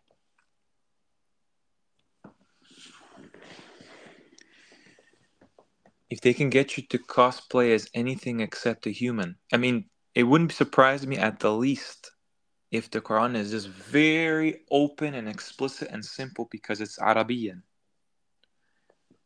That it just tells the created beings what their creator wants. Humans, this is how you be a human. Jinns, this is how you are a jinn. That's it. And we have mixed the two. The reason we've mixed the two is because Shaitan, one of these jinns, is confused. He's confused about his constitution as a jinn. He sees himself as a human. Even as an angel. There's 3 types of intelligent life, ultimately. Let me show you here. And they tell you about this. They want you to be kind of obsessed about work and obsessed about, all the medial things, all the things that are just a means to an end. It's not the actual purpose that you're created for. There's no surprise that these symbols refer to actual ranks. Okay? The squares are managers. The triangles are soldiers. The circles are laborers, workers. And you can actually find a perfect match with how the Quran views things. There's malaika, there's ins, and there's jinn. That's it. That's what it boils down to. Everything else is kind of like sentient in their own way. Of the two, only ones with free will are the ins and the jinn. And what's interesting is Allah tells the malaika, Usjud li Adam. Doesn't it give you some kind of a picture that humans are at the top of the food chain. They're at the top of the hierarchy in this creation. When you're concerning the world, like the humans are the managers, angels are the soldiers, the malaika, They're soldiers. Allah calls them soldiers in the Quran. At least a good portion of them. And the jinn are workers. In Sulaiman's time, that's what they did. They were workers, the shayateen and the jinn. That's not exclusive groups. They're not exclusive groups. But this is ideal. This is how it should be. They've made it the opposite. They've made us the workers. They've made the elites like angels. They've confused them. And the jinn from the shayateen, they've taken this position as managers. Okay. And you're right, Birdsong. They actually, not only do they gaslight humans to associate themselves with anas are the ones that fill hell. That's the majority of humans that enter hell. But they also, they're trying to show you that the themes of this, think about the word I already talked to you about, ahbar, hibar. You can watch a live stream with Brother Imran, Brother Awais from Engame Islam, and Carnetics, Brother Joel. And it talks all the time about how jinns are associated with aquatic symbolism, aquatic nature, maritime admiralty law, and the whole thing, coral and whatnot. And that's why I think that it's so important to recognize what is for them and what is for you, the individual human being. Let me show you something cool now that I'm on this topic. If you guys think that they haven't taken everything into consideration when it comes to distorting your perspective on the Quran, the revealed scripture knowledge, basically your understanding of who and what you are as it relates to the reality that Allah created. Look at this. Any Muslim you talk to right now, they will immediately, on command, if they know, if they're taught, tell you that this is the messenger Idris, the Nabi Idris in the Quran. Okay? Which is interesting because Idris is probably related to learning and knowledge, adrasa. But here's the interesting thing. Does that even look or resemble or sound like anything in the Quran which is called Idris? Enoch, Hanok, Idris. No. So this is a being, a person, has no relation to Idris. So why do they do this? Let's see etymologically what you get. Hanok, that's how you pronounce this word. Because Hebrew is missing sounds that Arabic has naturally. The kha could either be a kha in Arabic, the same sound, or a ha. Usually, that's what it is. The reason why is because Hebrew lost that sound, they say. Now, what's interesting is, what do you think you get from this? One of the things you get is this holiday.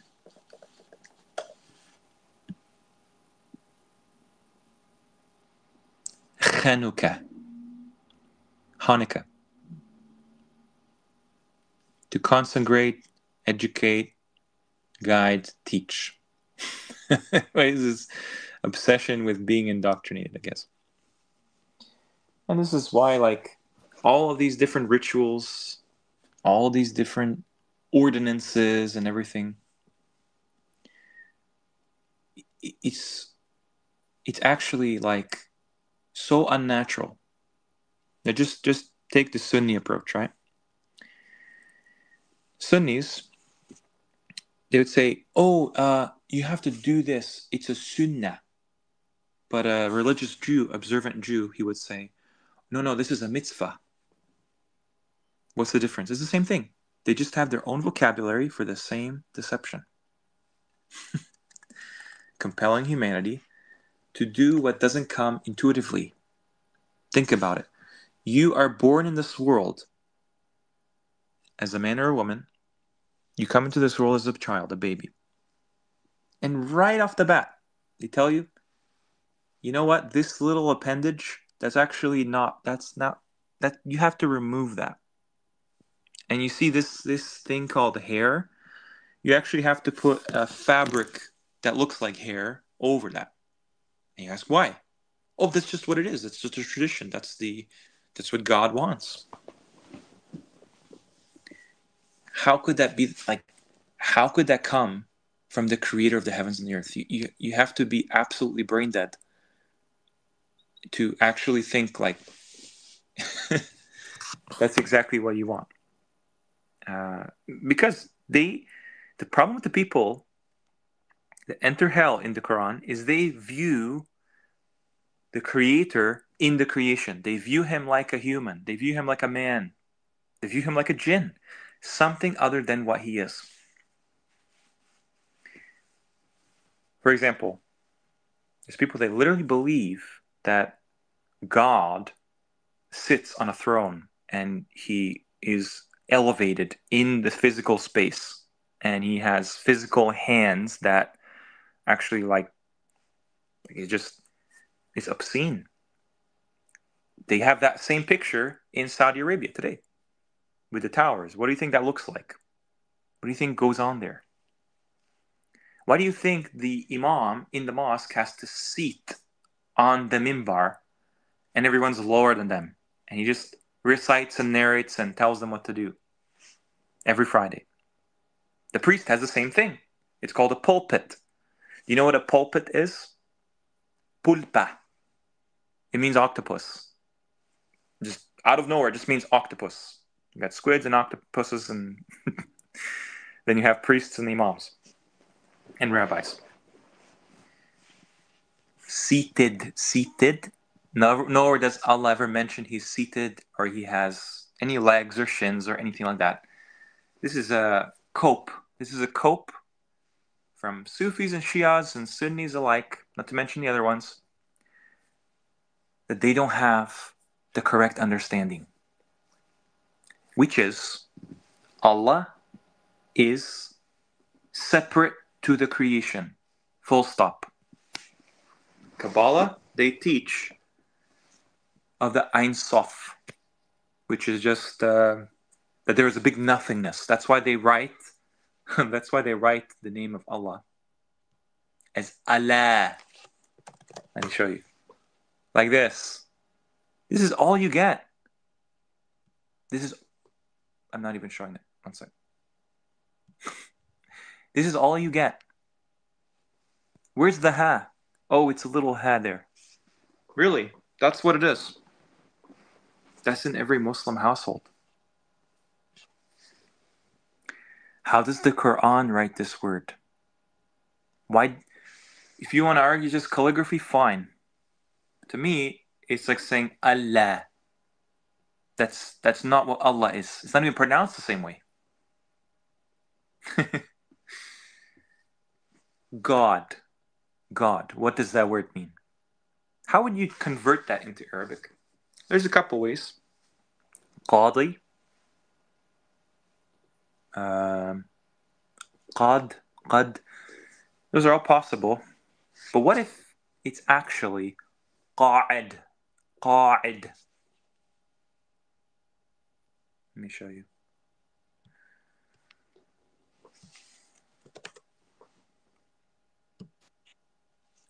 Qa'id. There's actually a group that has, terrorist motivations that's named after this. Okay? Qa'ida. Seated. Qa'iduna.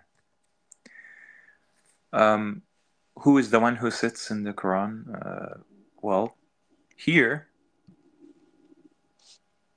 It's Iblis.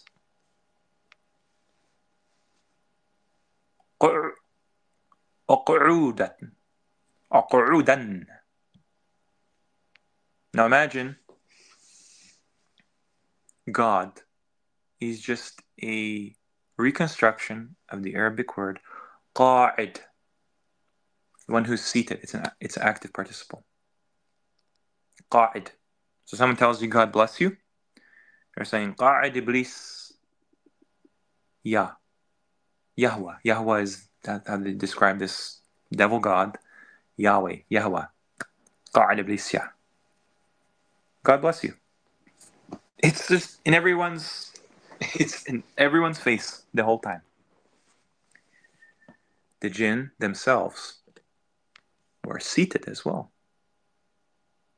This is in Surah Jinn. Surah Jinn. We used to sit therein in positions for hearing, but whoever listens now will find a burning flame lying in wait for him. Which brings me back to this. Do you think this is actually a messenger in the Quran? Enoch? Is he really Idris? I'm going to show you guys this root in the Quran and who says it. This is why the Book of Enoch is promoted and will be very relevant in the future when they start to really carry out this agenda that's been in the works for the past couple hundred years. So it is right here. This is the root for Hanukkah and Enoch in the Quran, right on the screen. لَأَحْتَنِكَنَّ. And who says this? The only time it's used? Iblis, right there. Enoch is Iblis. He's not Idris, he's Iblis. Enoch. Khanuk. Yeah, birdsong. Qa'id, seated one. Iblis is seated. Lying in wait for those of the straight path. That's Bani Israel. That's you and me and everyone listening.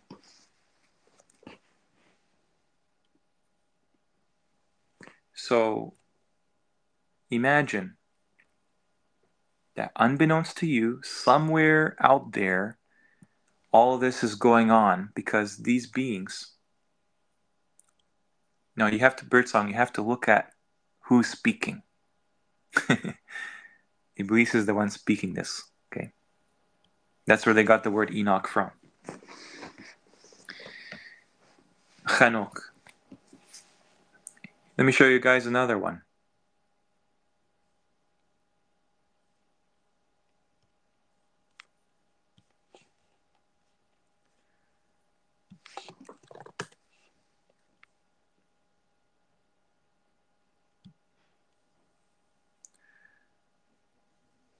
One of them is called Talut. Now tell me, does Talut sound anything like Saul? Because they put Saul in the translation.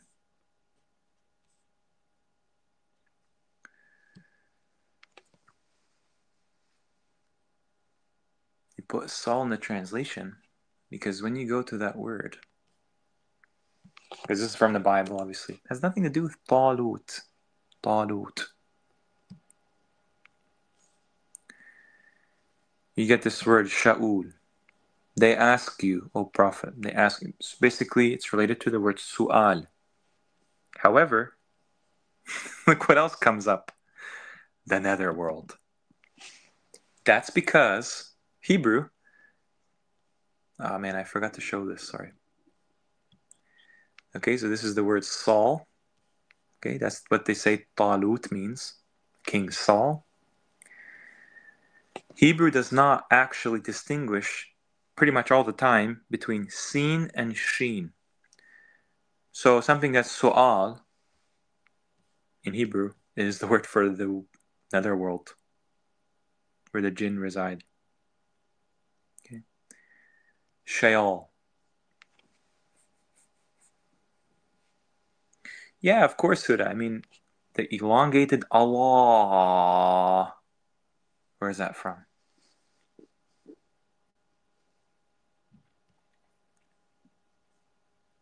There's nothing in the Quran to indicate that is how you pronounce that word.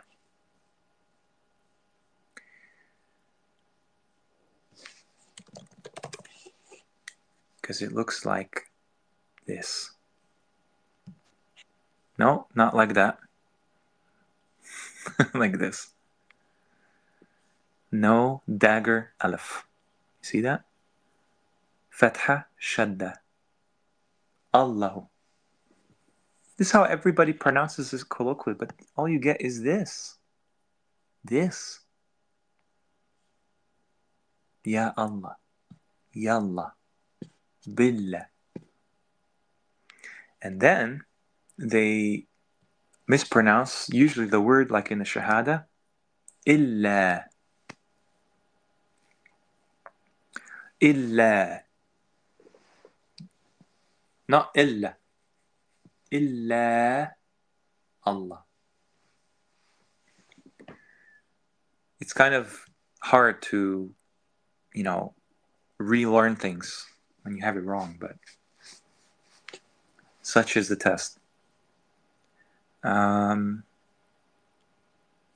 mean, this is like two examples already. Saul. Do you know that Saul is actually the name of Paul in the New Testament? Paulus. I think it was Miss Sally that mentioned how the B's and the P's are the ones that are flipped.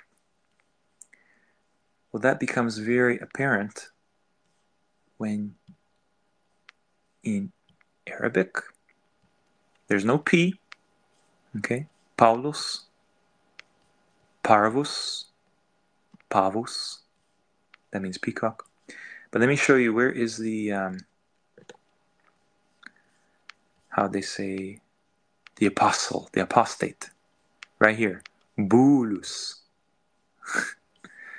This is how Arab Christians call the apostate Paul. His actual name was Saul, which is Shaul. I already told you, like the one that will be questioned by Allah. It means the netherworld and the underworld in Hebrew. I'm using their definition. It's not even anything original. It's just they put this in the open to make you accountable if you don't pay attention. Bolus. That is the deceiver's root. And what's interesting is because they treat Iblis as a proper name, nobody really thinks too hardly about what his name means. But this root is used throughout the Quran. Yublisu, mublisun, mublisin.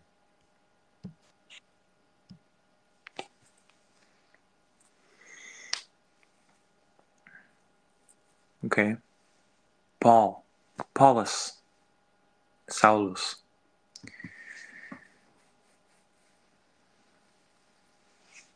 Let me see if I can talk about some more things here. Yeah, so that's why like the J sound changed so much in the languages. Right? Because the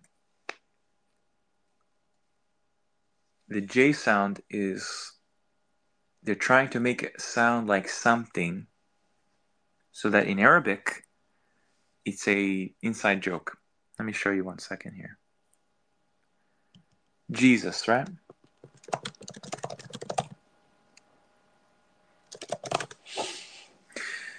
Jesus is a very obvious one. This is probably one of the most butchered ones possible.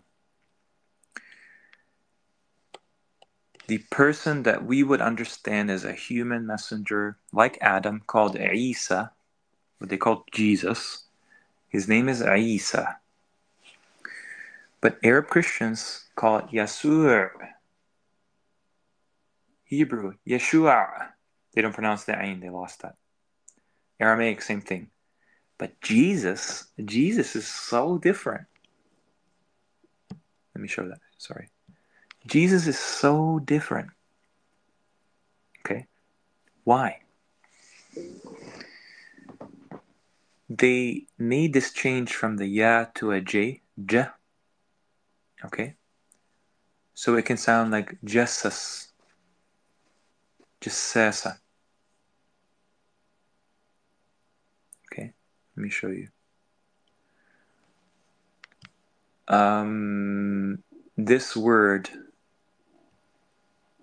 where is it? Spying. Okay? If you're spying. تجسسوا.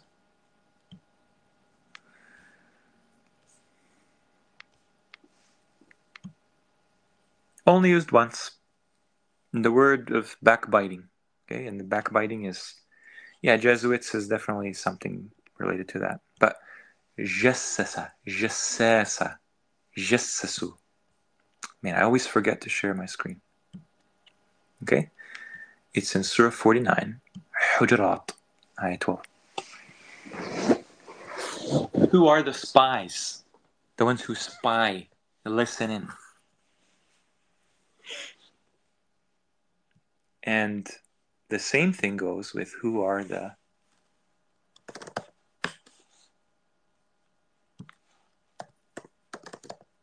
Magians, Majus. Only mentioned once. Majus, Tajassas, Jesus. Jesus, jinn. Thank you, Chris. Jinn. Correct. Jinn. A specific class of them, right? That's why they pronounce it Jesus. They say Jesus Christ. It's actually Jesus. Haris. What does that mean? Haris. If you go to that root, that's also in the Quran. I mean, you want to talk about the Quran as a dictionary, right? It's all that you're using here. Haris is something that is watching, like a guard. Let me find it here. Harasan, guards. Only used once. And what's interesting about this too is that, I was indoctrinated with a fake religion called Orthodox Christianity. And they tell you that the way they represent Christ, Jesus Christ, is IX. Okay? You see this? Jesus Christ.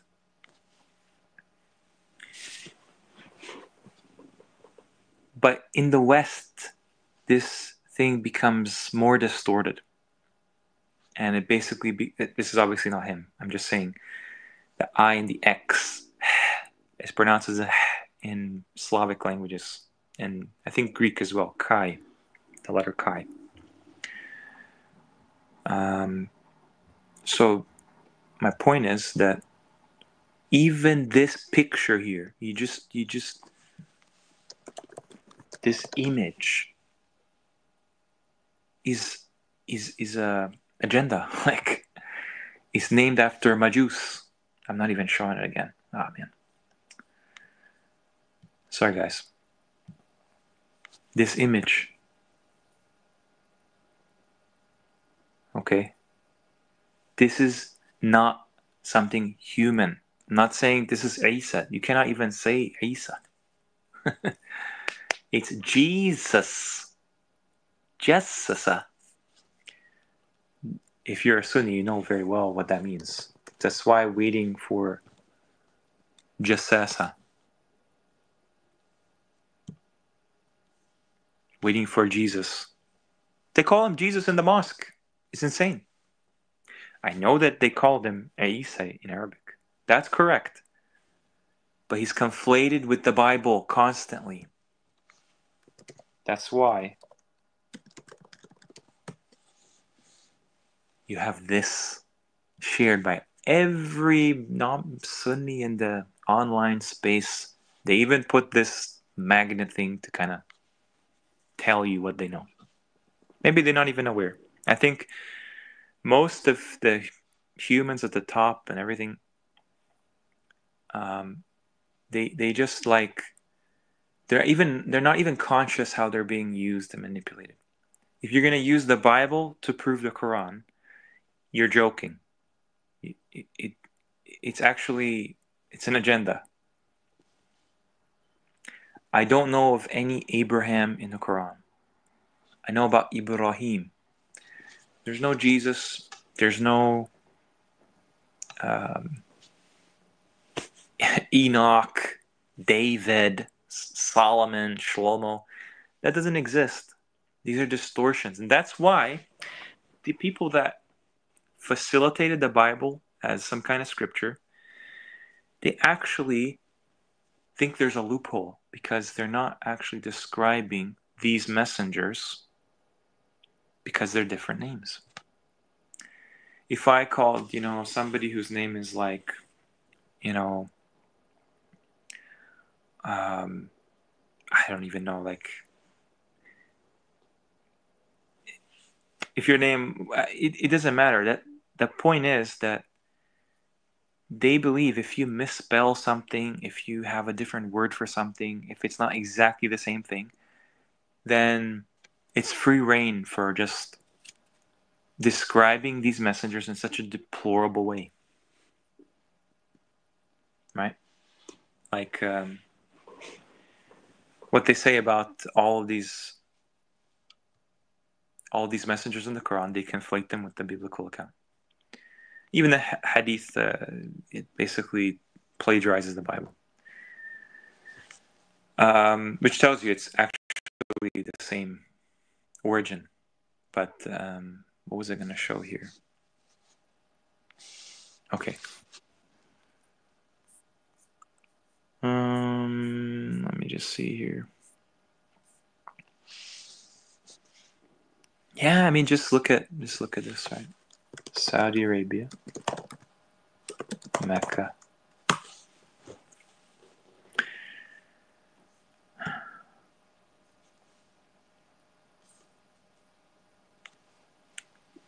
One of the biggest contributions from this channel is to try to explain why this exists, what it covers for. This is not the place, guys. You know very well, like you've always known. It's just what they do is they beautify something that's wrong.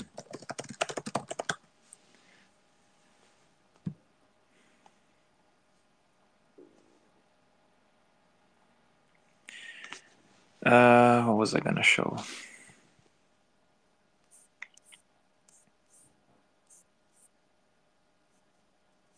Yeah, Torah related to memory and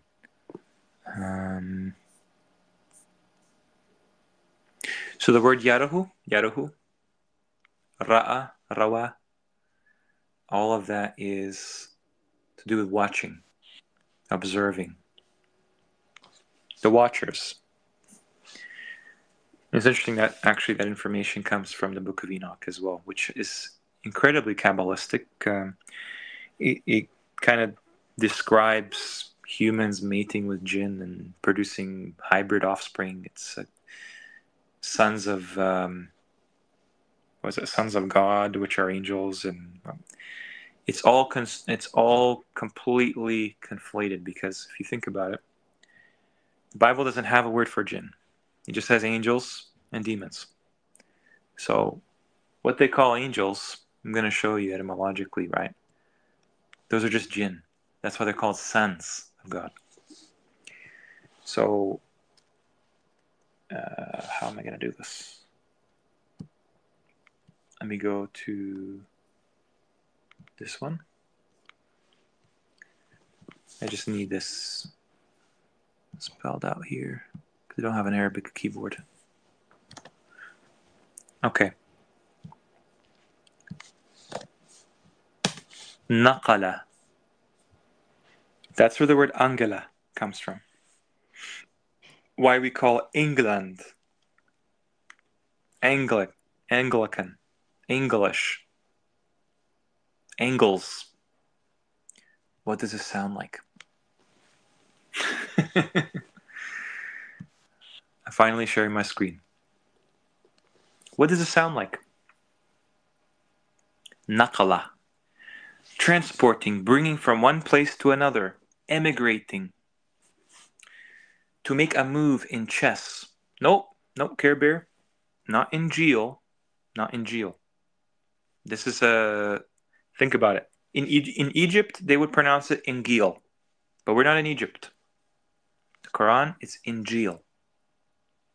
That's with a Jim. Angel, though, angels, they are pronounced with a G. Angelos, Evangelion, Evangelos, Evangela, Angel. This means jinn. It's a naqal. Have you wondered why the Sunni, Shia, Salafi, whatever, Sufi institutions, they prioritize and teach every student there to not use their aql, but to use their naqal. To blindly believe and just regurgitate on command like every other academic or indoctrinating institution.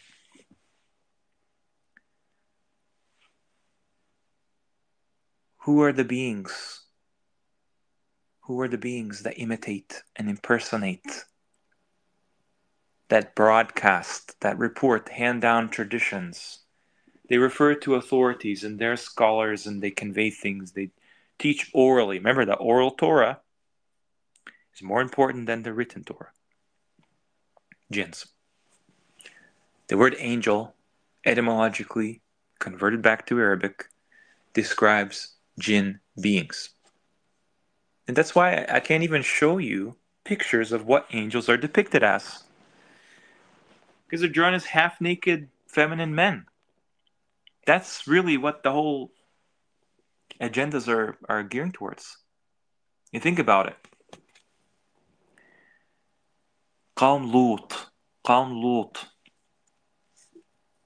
What are they attracted to in the Quran? Qawm Lut. Malaika. Why would they be attracted to Malaika? Perhaps zina, in all its forms today, replicates something very disturbing that is unnatural for humans. Naturally,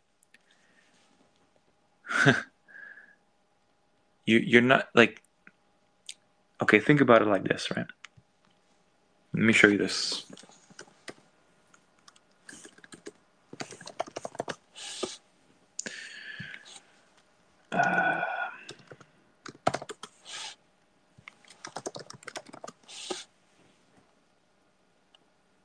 Here we go. The fornicator does not marry except a fornicator or polytheist, and none marries her except a fornicator or polytheist. In Arabic, you get both genders here. زاني لا ينكح إلا زانية أو مشركة وزانية لا ينكحها إلا زان أو مشرك. Twice, Allah makes a direct connection. Mushrik, zani. Mushrika, zaniya. Same thing. Polyamory, polygamy, polygyny, polytheism. Maybe even polyandry is in there too. So it's connected. It's connected. Allah says, do not approach the zina. Allah says that shaitan yuzayyinu. He beautifies their wrongdoings.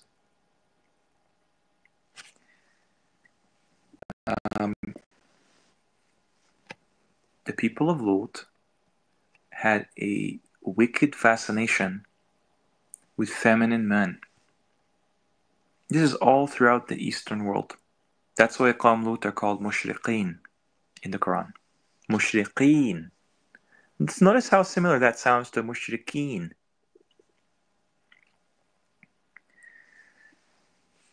This creates a hostility and a tribalism. And that's why, like, the peoples of the East that live there now, that grew up there, they have this genetics and this memory, it actually has a effect. It actually still is true to some extent. Idolatry, adultery. What's the difference? A few vowel changes. That's it.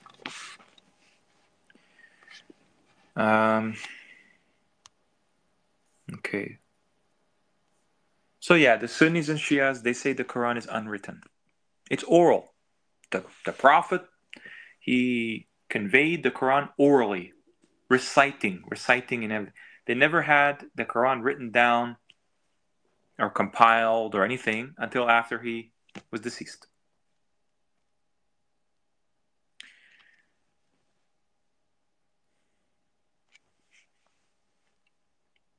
Have you guys looked into Hinduism at all?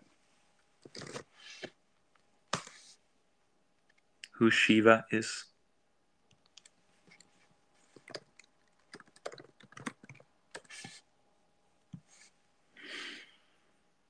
He's the god of destruction. The lucky one. He's the god of cattle as well. Source of evil and good. Destroys. The great god. The Akbar god. The third eye. The snake one. The peacock. The blue one. With this constant trident. Like, I mean, you would only imagine the devil to have that trident in the caricatures that, you know, Christians and most people in the West imagine the devil as. He also sits on a mountain as well, interestingly enough. They even call, I mean, Shiva, I mean, you go into the word here, right? The V's and B's in Hebrew are practically interchangeable. Okay, so Hebrew, Yeshiva. Sitting, again with the sitting. Meeting. This is also what they call their schools, right? Their shuls. They call this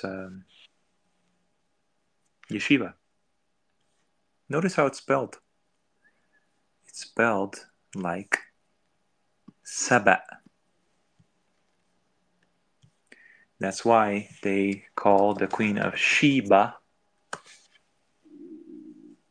Sheba. In Arabic, it's Saba. Same, it's just a little different pronunciation. All these ideas are just transferred upon the Quran all the time. Oh, we don't know how to pronounce this. Thank you, Muhammad. They do have a statue of Shitva. Very appropriate. We don't know how to read the Quran. It was just sent down in skeleton text, and it could be whatever you want. We don't have the diacritics. So they were added after, the Hamzas were added after, the chapter titles were added after, the verse numbers were added after. Basically, most of the Quran was not even compiled in the beginning. It was just all memorized, apparently. This is why Shiva and Sheba is the same thing. No, the etymology exposes the truth, because etymology is based on Arabic being the mother tongue, the thing that clarifies anything you want. Anything you want. You want to know why this word means this today? Go to what it used to mean. Go to what language it came from. Eventually, you're going to come to a dead end, and that's when you just compare it to Arabic, the sound phonetically in Arabic. Saba, Sheba. They're the ones traveling around and bringing things. Naqala. Yeah, I mean, the blue skin is just a indicator this thing is not human. All throughout the thing. I mean, you know, this used to be like such a like popular song back in the day. Just a bunch of blue aliens. Okay, it's just blue. The whole song is about blue and blue. It's played all the time when I was a kid. And you know, you have obviously the genie from Aladdin and stuff, right? You have the Navi, which is like Nabi, Avatar.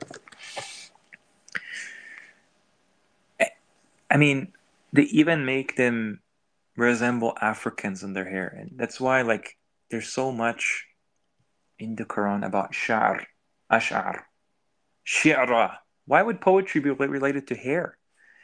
Unless these beings are the ones responsible. They look like cats or some kind of like elf-like beings. That's always what jinn are understood to be as. Like if you just, I think, let me see if I can find it. Ifrit min al-jinn is in the Quran. Ifrit. I'm gonna have to close it soon, guys, because get into 3 hours.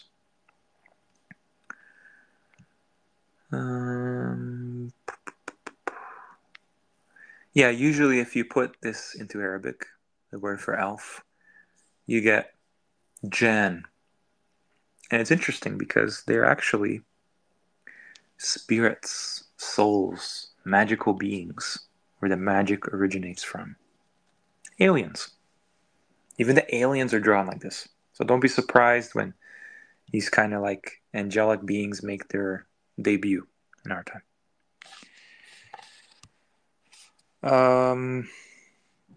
Yeah, I've already talked about that. Just kind of seeing here. Yeah, even the kind of aliens, they have these features, you know, blue people, right? All the time. Even Megamind. They have big skulls, really big brains, big elongated skulls.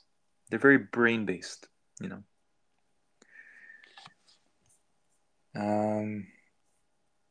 So you know the word like abracadabra comes from Arabic. Magic. Magic comes from majus, Magians. Magian is used for fire worshippers. It's related to fire and the beings that. I mean, they even show you. I mean, I've covered this numerous times. iPego too. They have Shiva dancing around the fire, and he puts on different masks. It's actually not Shiva. It's a blue being that just puts on the mask that looks like Shiva in the Hindu depictions. Put on masks of other things, right? But it's around a fire. You have to really get into the habit nowadays. Look around you. We have many different tongues, many different colors right now. Many different cultures, many different philosophies, many different approaches to life. Many different appearances, even. Come in all shapes and sizes. Why do you think that is? What's the purpose of it? Allah says in the Quran, we did not create the heavens and the earth in jest. So everything has a purpose. Everything. Why do we see that?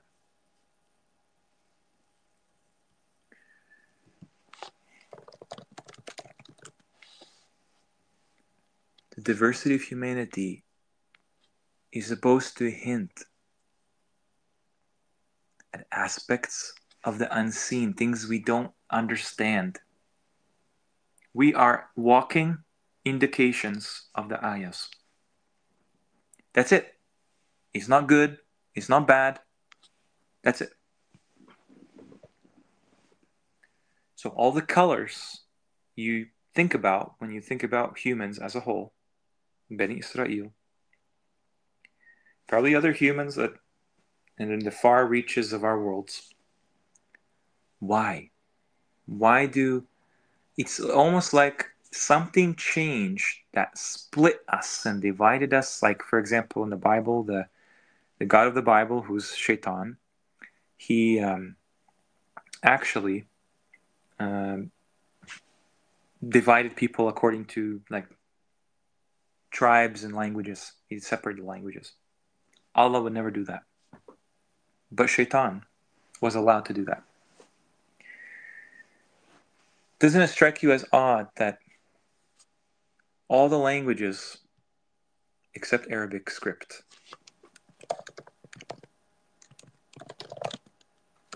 are based on pictures?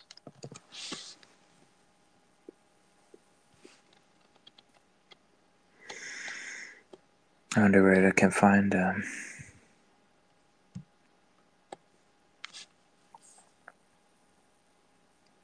what we use today is FEDC, all that.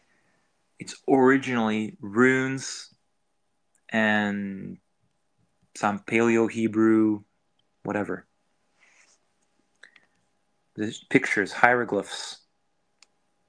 Same with the Eastern ones. Same with the... I mean, you look at Chinese hieroglyphs. Sorry, I meant to say characters. They're pictures. There's no logical way somebody would make that represent any sound. They're all monosyllabic as well. Students growing up in China, this is why I think school is so stressed in East Asian. So stressed in East Asian cultures. Like every Korean show is about school. Because it's tied to the actual language. It's tied to the tongue. You learn and memorize. You have to memorize to function society. And what does that do to the people? Think about it.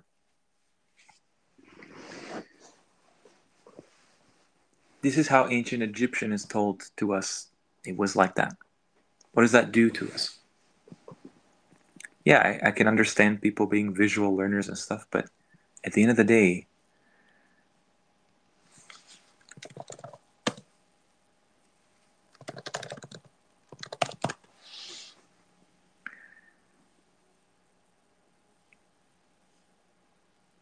the Arabic script, you might be surprised, actually, the Arabic script, where it's been used. It's been used to write Spanish, used to write African languages, used to write Portuguese, it was used to write Serbian, Croatian, it was used to write Tamil, it was used to write Belarusian, it was used to write Balochi, it was used to write Berber languages. They just add different dots and different things to accommodate. I'm not showing this again, damn it. They're just putting different dots to accommodate the various dialectal changes, phonetic changes, as these spoken words migrated from Arabic. Spanish was written in al-Khamiado. They want to say this means Ajami. No. In Spanish, you pronounce that Khamiyada. Al-Khamdi. Alhamdulillah. The language of glory, the praised tongue. Al-Khamiyado. Hamdi. Ajami script. Well, it doesn't look like Ajami. That's exactly how Arabic's written. Yoruba, Swahili. Swahili is like basically half Arabic vocabulary, or a decent portion of it is Arabic.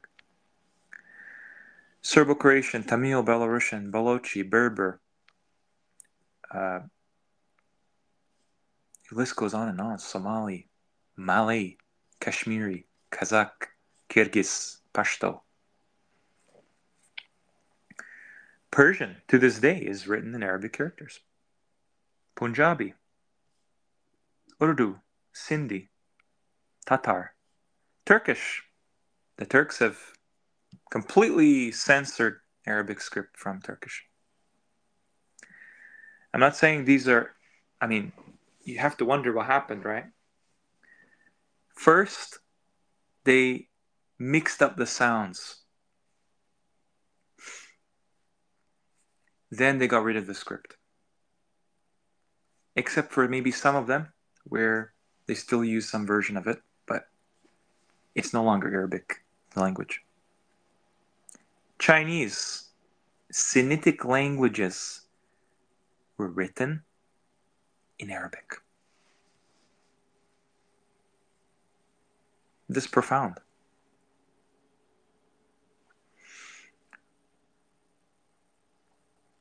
And notice how it's all naskh. It's basically all naskh. They say this word means abrogation. This word means copying, transcribing. This is the transcription we see in the Qur'an. Naskh, ansakh. It's the name of a script. Doesn't mean abrogation. Okay.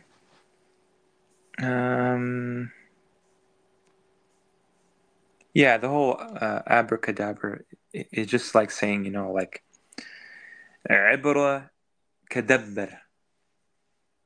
Dabbara. It's the basis of magic, because magic is done in spellings, spells, spell casting. The Quran today is treated like a spell book by most of its practitioners. Ibra is a root in the Quran that's the word for Hebrew today in Arabic. Ibra. It's a distortion of the word Arabic. Araba. Even in Hebrew, they call their language Ibrit, but they don't pronounce the ayn. What does that word mean? Ibara. Crossing over, passing over. That's what they say Hebrew means in Hebrew, but it's interesting that this is all about taking lessons, interpreting, going to your lesson, going to your class, finding out what class you belong to. Okay. Abara ka dabbar. That would literally mean in Arabic that sihr is something that approximates or tries to imitate ayat. And that's it. That's exactly what magic is. Magic is enchantment. That's what sihr means. Enchantments. It's done with words. In Harry Potter, the secret society called the Wizarding World, which is veiled from the rest of the world, they're like the elites. They practice magic, they've sold the hereafter, and they are hidden from the muggles, who are just normal human beings. This is kind of like an extreme version of what it means when humanity takes it upon themselves to LARP and cosplay as the jinn. So that's why our memory is, for humanity, it's really a remembrance. What do you think is better? Honestly, what do you think is better? To know so much and have so many things memorized, okay? I'm talking about millions of books in your head, whatever you want, just you're a living encyclopedia. Or to know how to think, to know how to reason and analyze and decode the world around you. What do you think is better?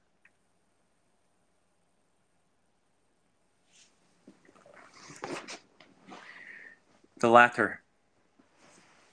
The latter is better. Why? Well, it's very obvious, right? Even if you had the level of intellect that someone on the autistic spectrum with what we call the savant, that just memorizes entire books. They can calculate numbers. Like it's actually phenomenal. It's something insanely fascinating. Is that better? Because there's no one besides Allah that knows everything. The angels, the malaika don't even know everything. Doesn't matter how much you memorize, you will never grasp the full thing. But if you know how to reason, you don't have to know. Nowhere near the volume that the jinn know. This is actually their weakness. Shaitan's plan is weak because he doesn't actually reason. You can see that his reasoning process is actually faulty. He says, well, I'm made of fire and this Adam thing is made of clay. I'm better. He thinks that by doing all this, he's proving to Allah that he's the best. I'm collecting all the wealth. I'm enslaving all the masses. Most of them are worse. How could you favor humanity over me? I'm better. I will make them kill each other. I'll make them deny you. I'll make them do all these things to show you that I'm better. I am Iblis. How could that be the case? He's deluded. They don't actually reason. Think about it. ChatGPT does all the work for people today. AI does all the work for people today. You ask a question, they give you the answer. This is just like an imam. That's just like a rabbi. Oh, rabbi, can I wash myself and use the toilet on Shabbos? Oh, my imam, what's the dua I say when I leave the bathroom? What's the critical thing there? No thinking allowed.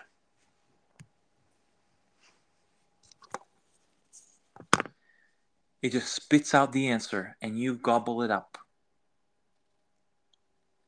That's how they think. For them, it works. Their mode of life requires this. To be a community, to be a collective, to never go against the herd. The jinn are very much like, for all intents and purposes, their sign in the universe are animals.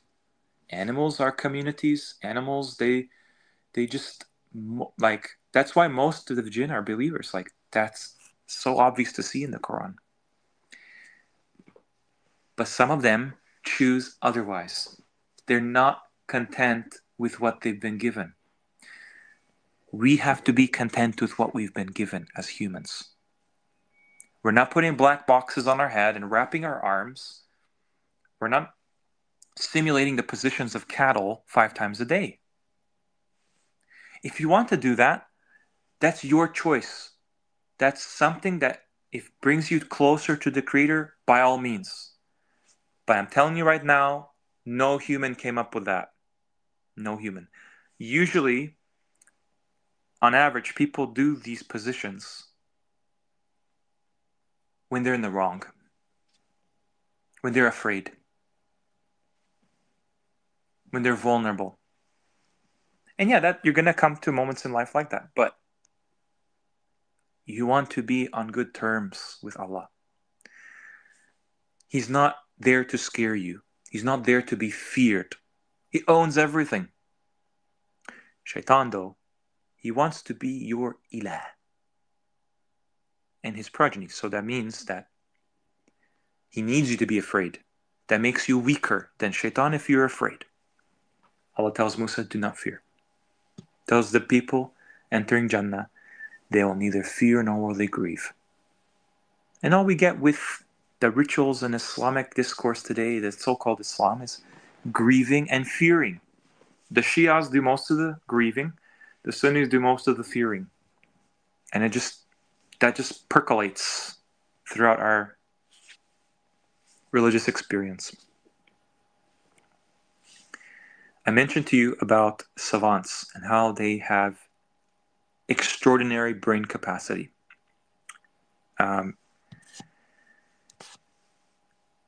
Why do you think these illnesses exist in the form they do?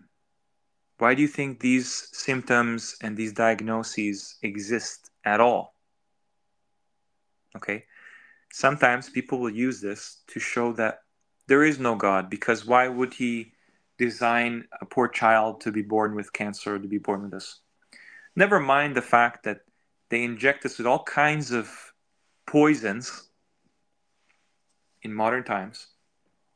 But aside from that, why do you think there are these distinctions in our appearance, in our physiology, in our tone of voice, everything?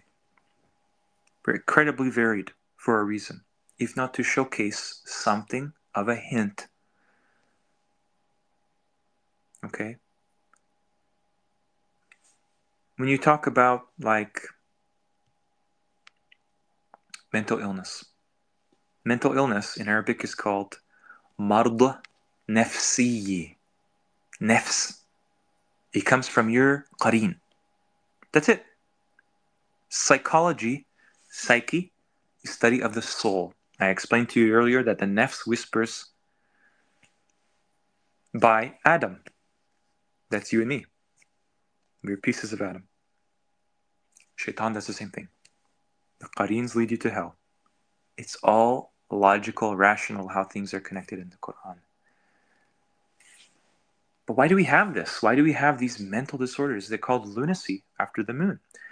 It's called insanity after insan, because they're the victims. And obviously, a lot of them invite this. Because the jinn, the shayateen from the jinn, they have an influence over that. A lot of things from the constitution of the human. So why do you think that? Let me see if I can find it.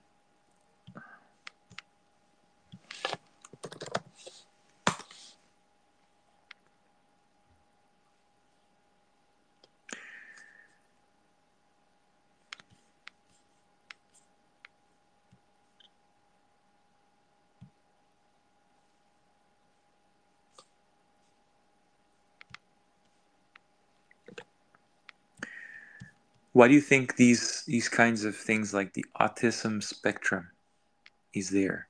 Why would they name it that? Is it simply a disease? Well, obviously it manifests in that way. Just like, birdsong, not at all. I mean, your ego, think about it. It's something that influences you. Is your ego you? No, because you say it's your ego. This is like a doppelganger, right? Like it's something that mimics you, your personality. And it has its own kind of... In the Quran, basically, birdsong, anfusahum, have desires. How could your soul have a desire? Why not? Why wouldn't Allah just say like they desired? Okay. They are actually a remnant of something.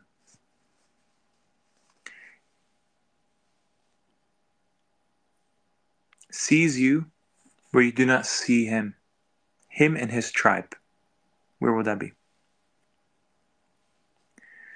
So what we have here is a sign for something of why humanity, I mean, they label this dementia, right? Dementia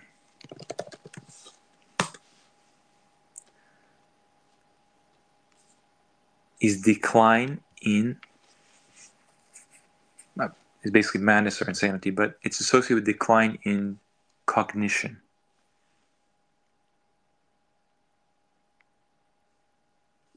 Deals with logic as opposed to emotions. It's like dementors and the whole, jinn beings. They just suck all the life of you. You're left with nothing.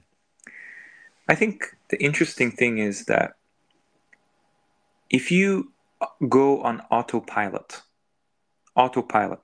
right? Just think about it. Autism is a spectrum disorder. But then, aside from that, you have this autopilot phenomenon.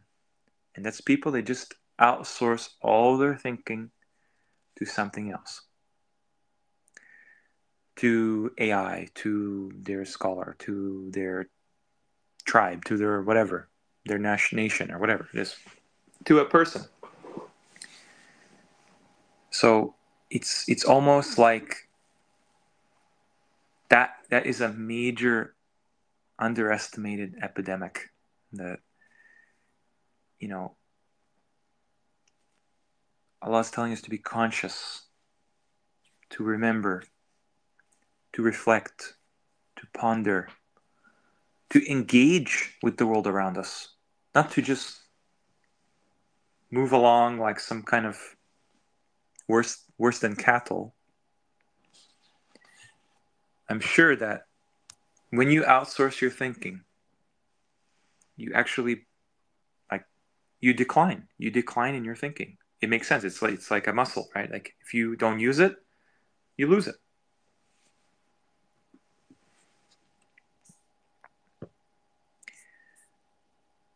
I mean, even the concept of ta'weez,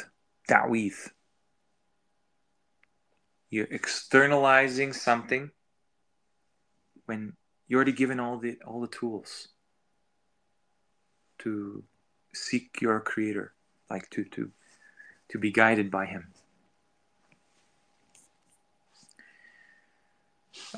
An-nas in the Quran are like a giant horde. Like that's how they act. They act like a horde.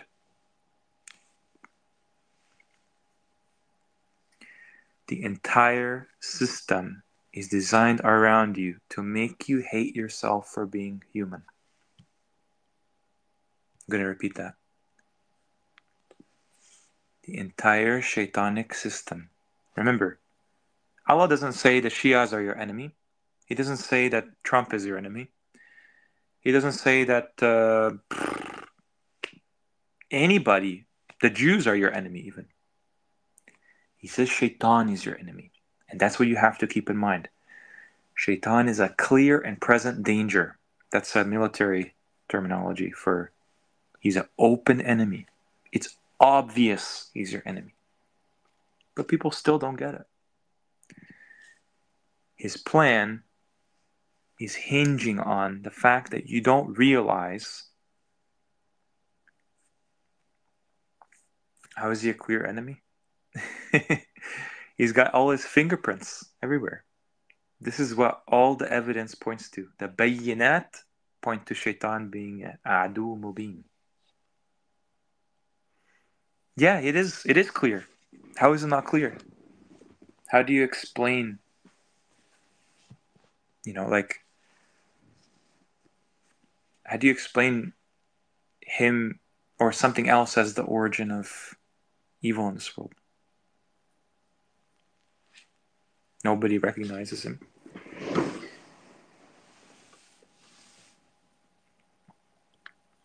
Think for a second here. What is he an enemy to? It doesn't matter. It's actually more profound that you can't see him causing these things because the effects are obvious enough.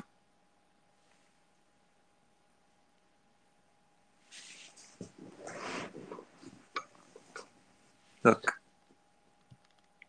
type in anything here.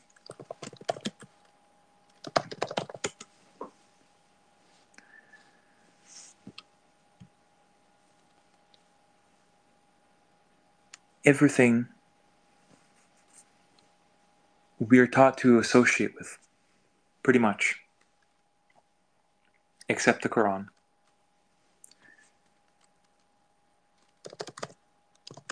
Is inspired by shaitan.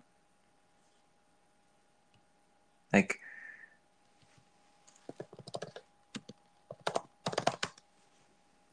I'm not saying the whole thing. Obviously, like, clearly, like, humans do come up with their own things, clearly. But we don't know where these traditions come from. We're just handed it. We just monkey see, monkey do. So you have to be aware of that snare. Okay, it's very elaborate. That's why he's an enemy to Bani Adam.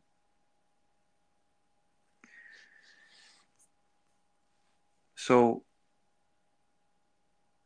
be comfortable.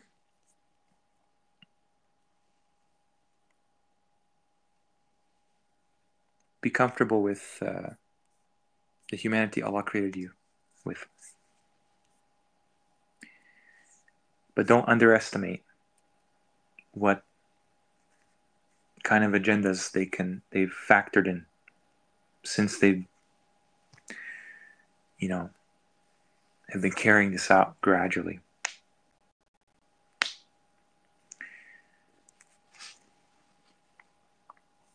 They took all liberties. They spared no expense. The shayateen have spared no expense trying to lead you with them to hell.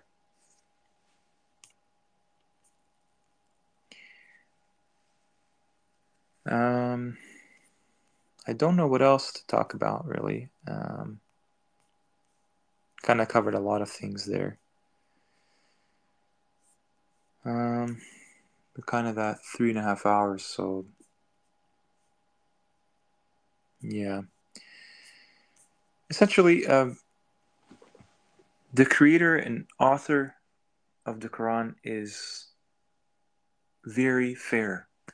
He's the most just. Like, he doesn't hold anybody to account for what they can't control. Well, you see, birdsong, the qalb represents a solution to your approach to life, right?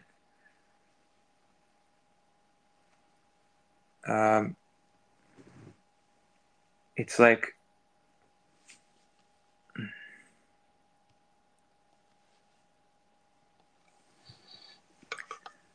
we're told, like, following your heart is something that is stupid, something that is ignorance, foolish. The Quran says the opposite. That's the means for guidance. If you have that conviction, if you did something yourself, if you figured it out yourself, if you, like, were actually engaged with whatever you're doing, then it has way more meaning, way more power for you than something that you just blindly believe. You're just going through the motions of. And this is why I think it's the major reason why people, like, they are so attracted to this whole materialism, searching for meaning, searching for some kind of a purpose. And ultimately, it just goes back to what they've always had since they've been a child. The children are just, they're kind of born with amnesia, so they don't really understand why they do things. But they know that, like, this is normal. Like, every child, they have a sense of right and wrong from a very early age. But that innocence, that knowing gets confused because we confuse what's apparent and evident and reasonable in our heart that the Quran reminds us of with all the other extraneous things that are really just there for this temporary world.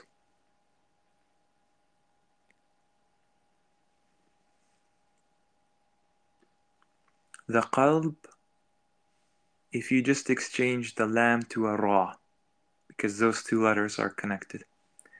You get the word qarb, qarib. The muqarribeen, the ones that are close to Allah.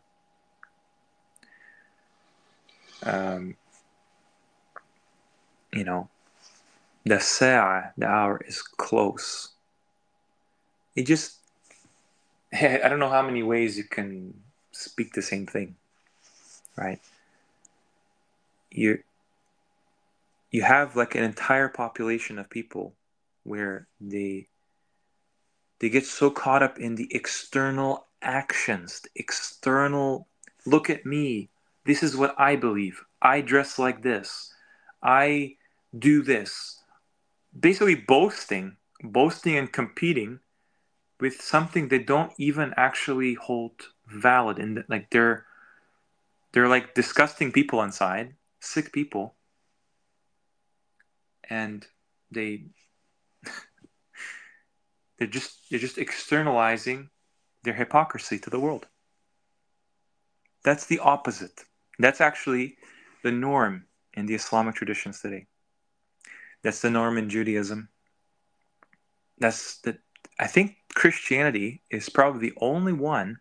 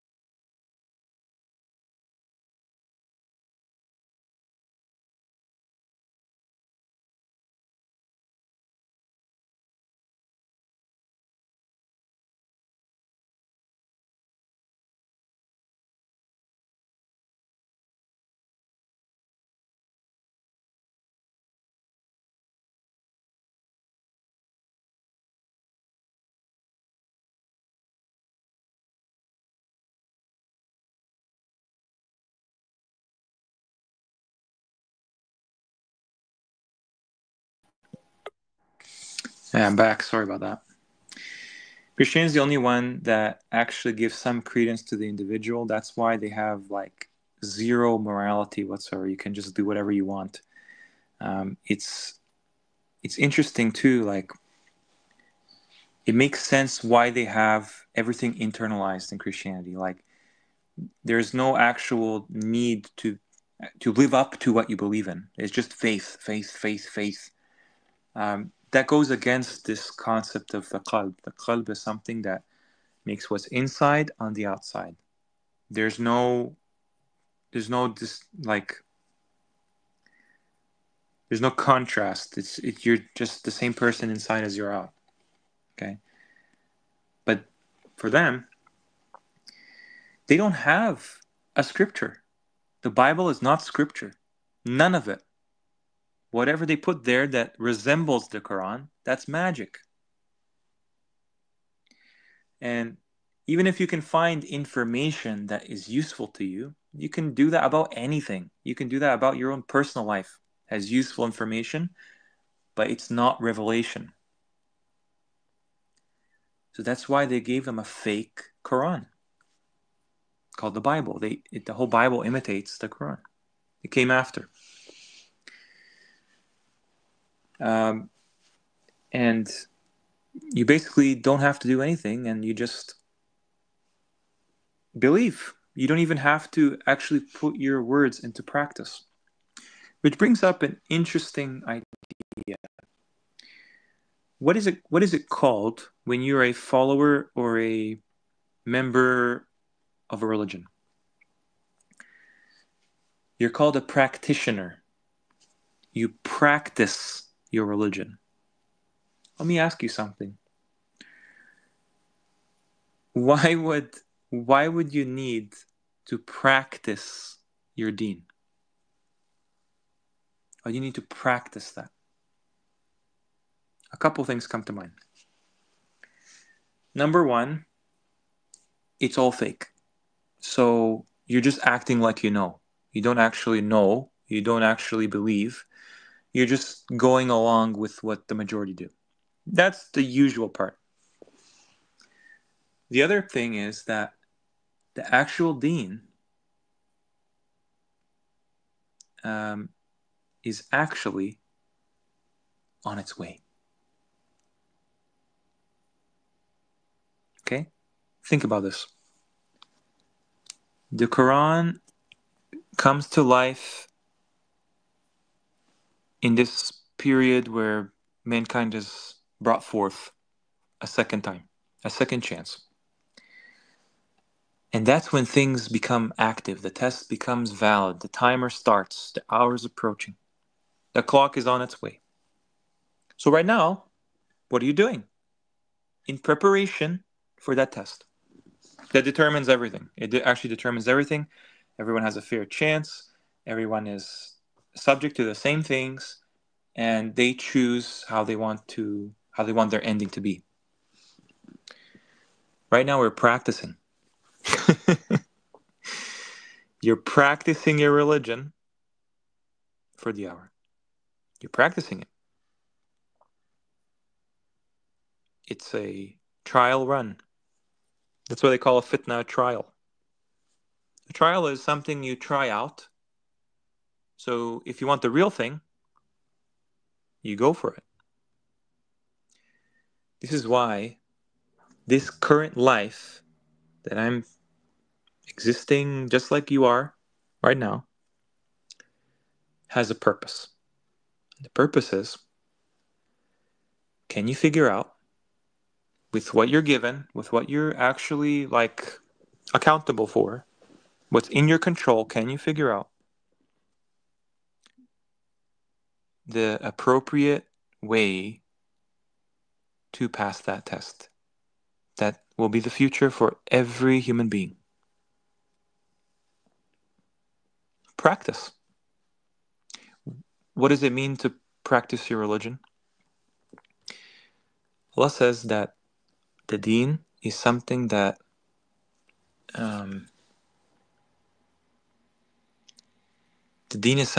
is innate. It's always understood that the deen is something it's innate with. What does that mean? That means there's no change in it. It cannot change. Right? So everything you do, this is actually some of the strangest questions I get from people, in all honesty, is well, wait a second. Well, what do we do then? How do we know what to do? How do we know how to pray? How do we know how to fast and everything? Are those details from the Quran at all? Is that something that every man, woman, and child must subject themselves to right now?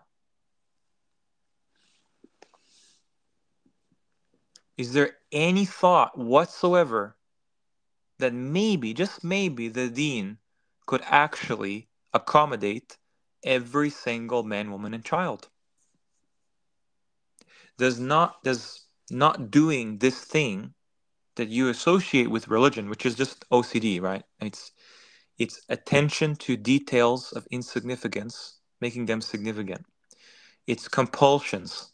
That's what the C in OCD means. Obsessions. That's what it means to be religious today. But just imagine, in an ideal world, with what you're given, how would you approach life? Think about this. The Quran is not there to tell you what to do. Crazy, right? It's not there to tell you what to do. Because those commands will have their time to shine. They will have their context. Okay? If they're commands for us now, clearly commands imply future tense until they're commanded. So when those ayahs are revealed proper, then you see that. Right now, you're practicing. You're purifying your heart. If you're in the process of guidance for what's to come. You have to be strong. This is not a joke. It's the real deal. You have to be strong. Everything you go against, if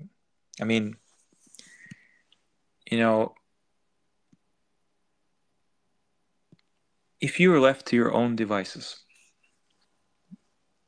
a believer would know that there is a creator. A child knows. So then what's the purpose of the Quran?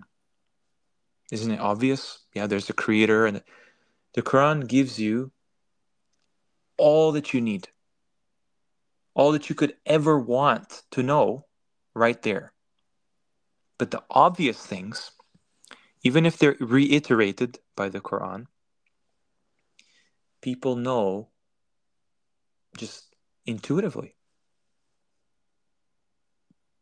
They don't need anything like to know that there is this creator, all-powerful, omnipotent creator. So what would you do with that knowledge? You would live your life according to that knowledge that there has to be some kind of, think about it. Yeah, it's logical, it's rational, but at the same time, the Quran gives you all the details without any contradictions. Okay? The basis of your life is, it's like you are this kind of lone, orphan. And you're constantly going through the, situations have been put before you to mold you into the person you're destined to be. Okay? Now, technically, the akhirah is outside of time. And if people are in Jannah and Jahannam, then what we're doing right now is the story of that, how that came about. The story of everything the Quran covers. You have to imagine, right? Like, we're only in the temporary world. But the akhirah is better. It's lasting. So, really, when you think about it, the belief systems that are tailored for you, they have to, they actually have to convince you to do something that most people don't do. Some in some way, right?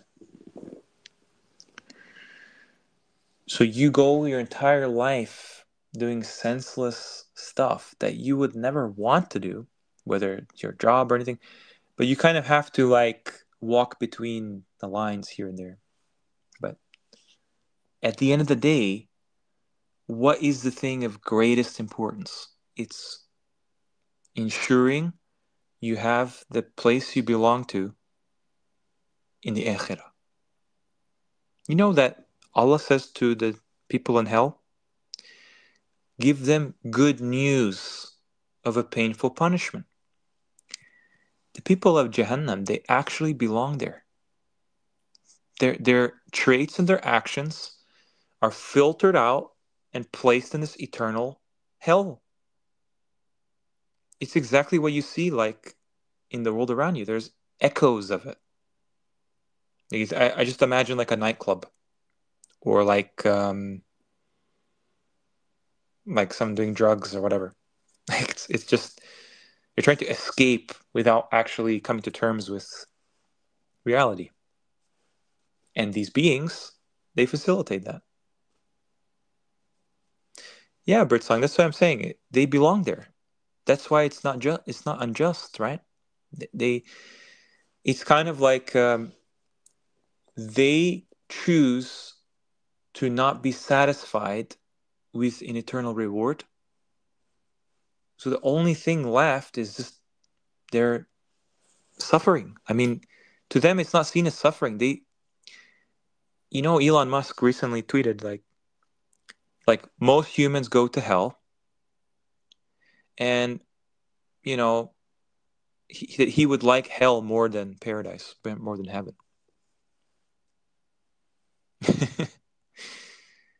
It's a true statement. Everything in the Quran is true. Even the villains in the Quran, their words are quoted there because there's a truth to it. There's a truth to why that's in there. It's kind of mind-blowing to imagine that's what people would want. But I mean, look around you. Like, what do you think is the problem with our societies amongst humans?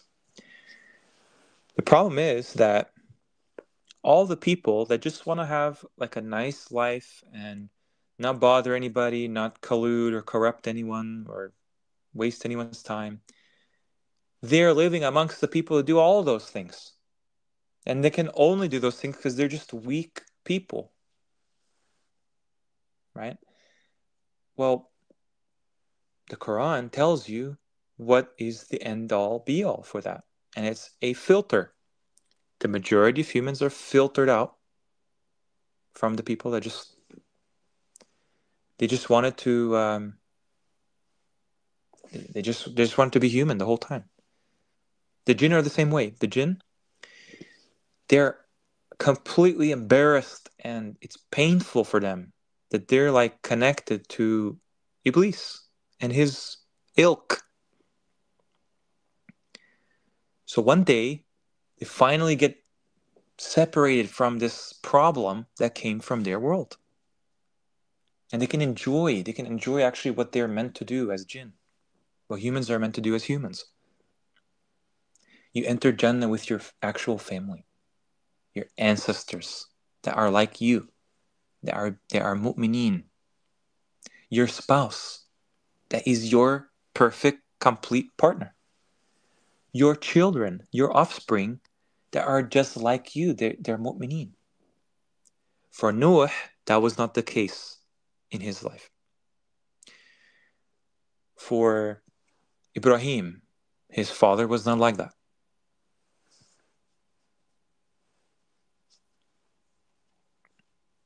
Okay, you clearly, you get the idea.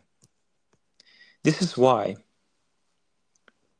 really pay attention to why they call the items in the world the thing they do. Everybody knows this as a symbol of Islam today. It is a symbol of Islam, but the application is completely backwards. I covered this in one of the first streams I ever did. Okay? Hijab is upon the Ashab an-Nar. Why? Why would Allah make an article of clothing over the people of hellfire? Companions of hellfire. Well, isn't it obvious? The word hijab is not an article of clothing.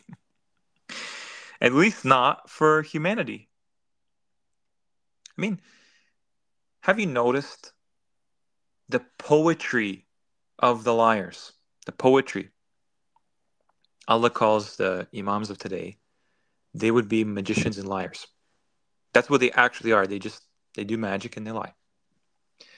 Have you noticed that hijab is never plural, which is exactly what it would have to be if it actually pertained to humans in any way as an article of clothing for modesty, for chastity, whatever, if it had any relevance or usage beyond some kind of symbolic Kabbalah. No, it's just wear hijab, sister. You need to wear hijab. Hijab. Hijab is upon those who are in hell. One hijab, not hujub.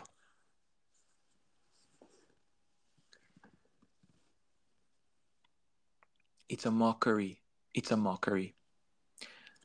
Allah already gave us a clothing, and this will become actually visible one day. It's the clothing that Adam was created with. It's called libas at-taqwa. It's like an aura, some kind of a light. I don't know what it is, but it's actually real. And that's why they always draw Adam and Eve like just naked. Because they lost that. They lost their crowns. They lost their clothing. Like clearly, Allah says that Shaitan revealed their private parts. They just lost the state. Okay? Libas at-taqwa. Taqwa is defensive. It's like an armor. It's like a divine armor that Allah made for you. Another word is sarabil. Sarabil, that's plural. I mean, you could probably indicate that's plural. That is something that protects you from the fire of hell. Hijab is literally a wall in the Qur'an. It's a veil between the worlds. And they get these poor young women all confused to dress up like jinn. And I know you might think it's a joke, but I assure you it's not a joke. The jinn are the ones that have sha'r, like clairvoyance that would look to us like hair. That's why they call hair sha'r, like feelings, things that are meant for feelings and feelers, antenna. I covered this on another stream. The jinn are the ones. And that's why the hijab, like the concept as this piece of cloth that makes you like somehow pious overnight. Yeah, remove the makeup, remove everything. All of a sudden you're pious. No. What happens is you are basically putting on artificial hair. Yep. That's all it is. It's artificial hair to signify you think you're a jinn. I'm sorry to say, you can't find this anywhere. Don't tell me, oh, but there's jilbab and then there's khumur, khumurihinna. Khumurihinna? Khimar? Do you even know what khimar means? Is that supposed to be... This is khimar. So explain to me, where is the fermenting? Do these women ferment under these robes? No. It's all symbolic. All symbolic. It's no different. It's no different than what Africans do. African women. They don't even cover the neck or anything. There is no modesty whatsoever. It's just meant to cover the hair. That's it. And you want to identify with this? Okay, no problem. Go ahead. Tell the world that you don't know anything, that you're just following. Here's another example. Where's the modesty? I thought we're supposed to cover all the women are supposed to cover their necks and cover their stuff. If this is a cultural phenomenon, fine. It's a cultural phenomenon. There's no impetus from it from Allah. Not from humans. It's not even called hijab, if it's anything at all. What about Russians?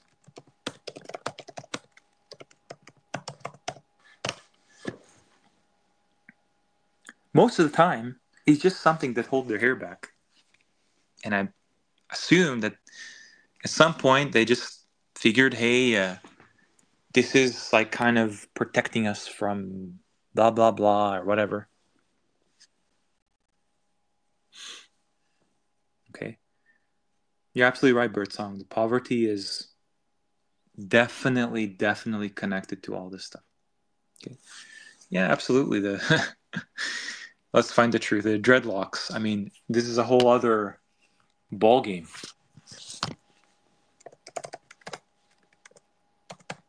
Think about what that means. Dreadlocks. Now think of it this way. Okay. Am I telling you don't do this? No. No, not at all. Not at all. It's a preference. It's a preference. That's all it is. People have preferences for music, for fashion, for everything. But guess what? Once you ascribe that to Allah and delve into haram and halal and whatnot, you're kidding yourself. Do whatever makes you feel good when it comes to preference. However, you have to be careful in this world because the preferences that are advertised to you harm you. They harm you. Like, for example, alcohol, wine. That does harm you. You know, like in the UK, they want to make a cancer risk warning on alcohol. They already have that for cigarettes, and it doesn't bother anybody. They still do it anyway. Wine in the Quran would actually normally be called khamr. Normally called khamr. Because this thing that you consume is fermented with yeast, which is called khamir. Wait a second. Isn't khimar related to that? What does that have to do with anything? I don't know. And it doesn't even make any sense, even if you take the kind of nominal explanation, because you cover your pockets. It's supposed to be pockets. I mean, the more that I think about it, you can't actually seriously imagine like that this makes any sense. Who does this? How did humans come up with this? Does this look human at all?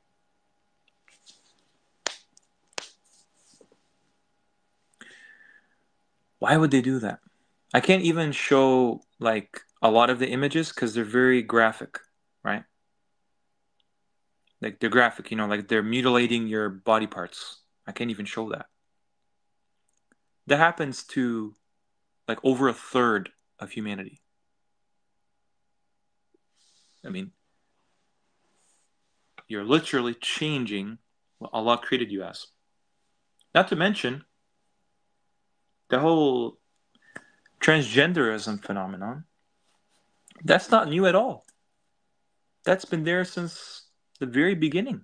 Well, at least since humans decided to have these gods and they decided to look like them. Here's another example of this. Okay? I don't know where they learned this from, but clearly there's all kinds of beings and they impart these things that are normal for them upon us. Thank you, Muhammad. Peace. Eunuchs. Eunuchs. Perfect example of that.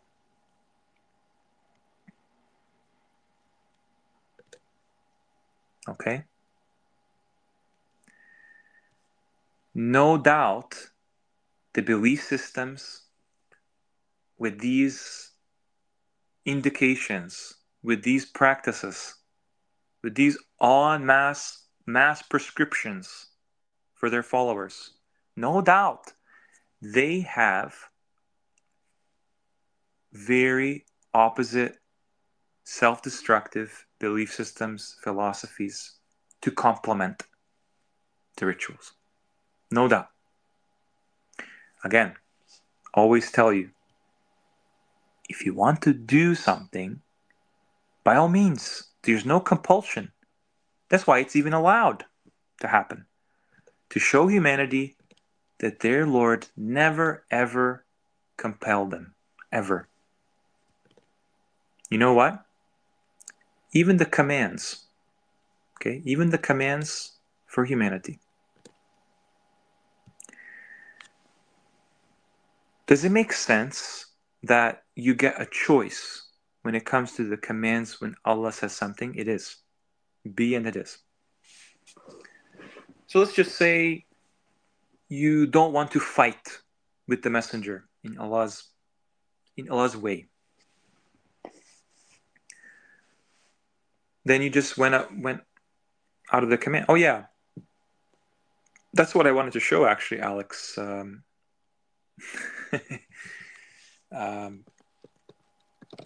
Is the no, not that one. Where is it? Right here. I want to show you the antenna. Okay. The feelers. So the males get the feelers and the women get the kind of hair, quote unquote. And even the long beards and everything. I mean, you just have to really step back and look at something third person. Okay. The same thing with the hats. Where did this come from? It's just a preference. I mean, once you start mandating things, you're like, you're playing at what Shaitan plays at, in a way.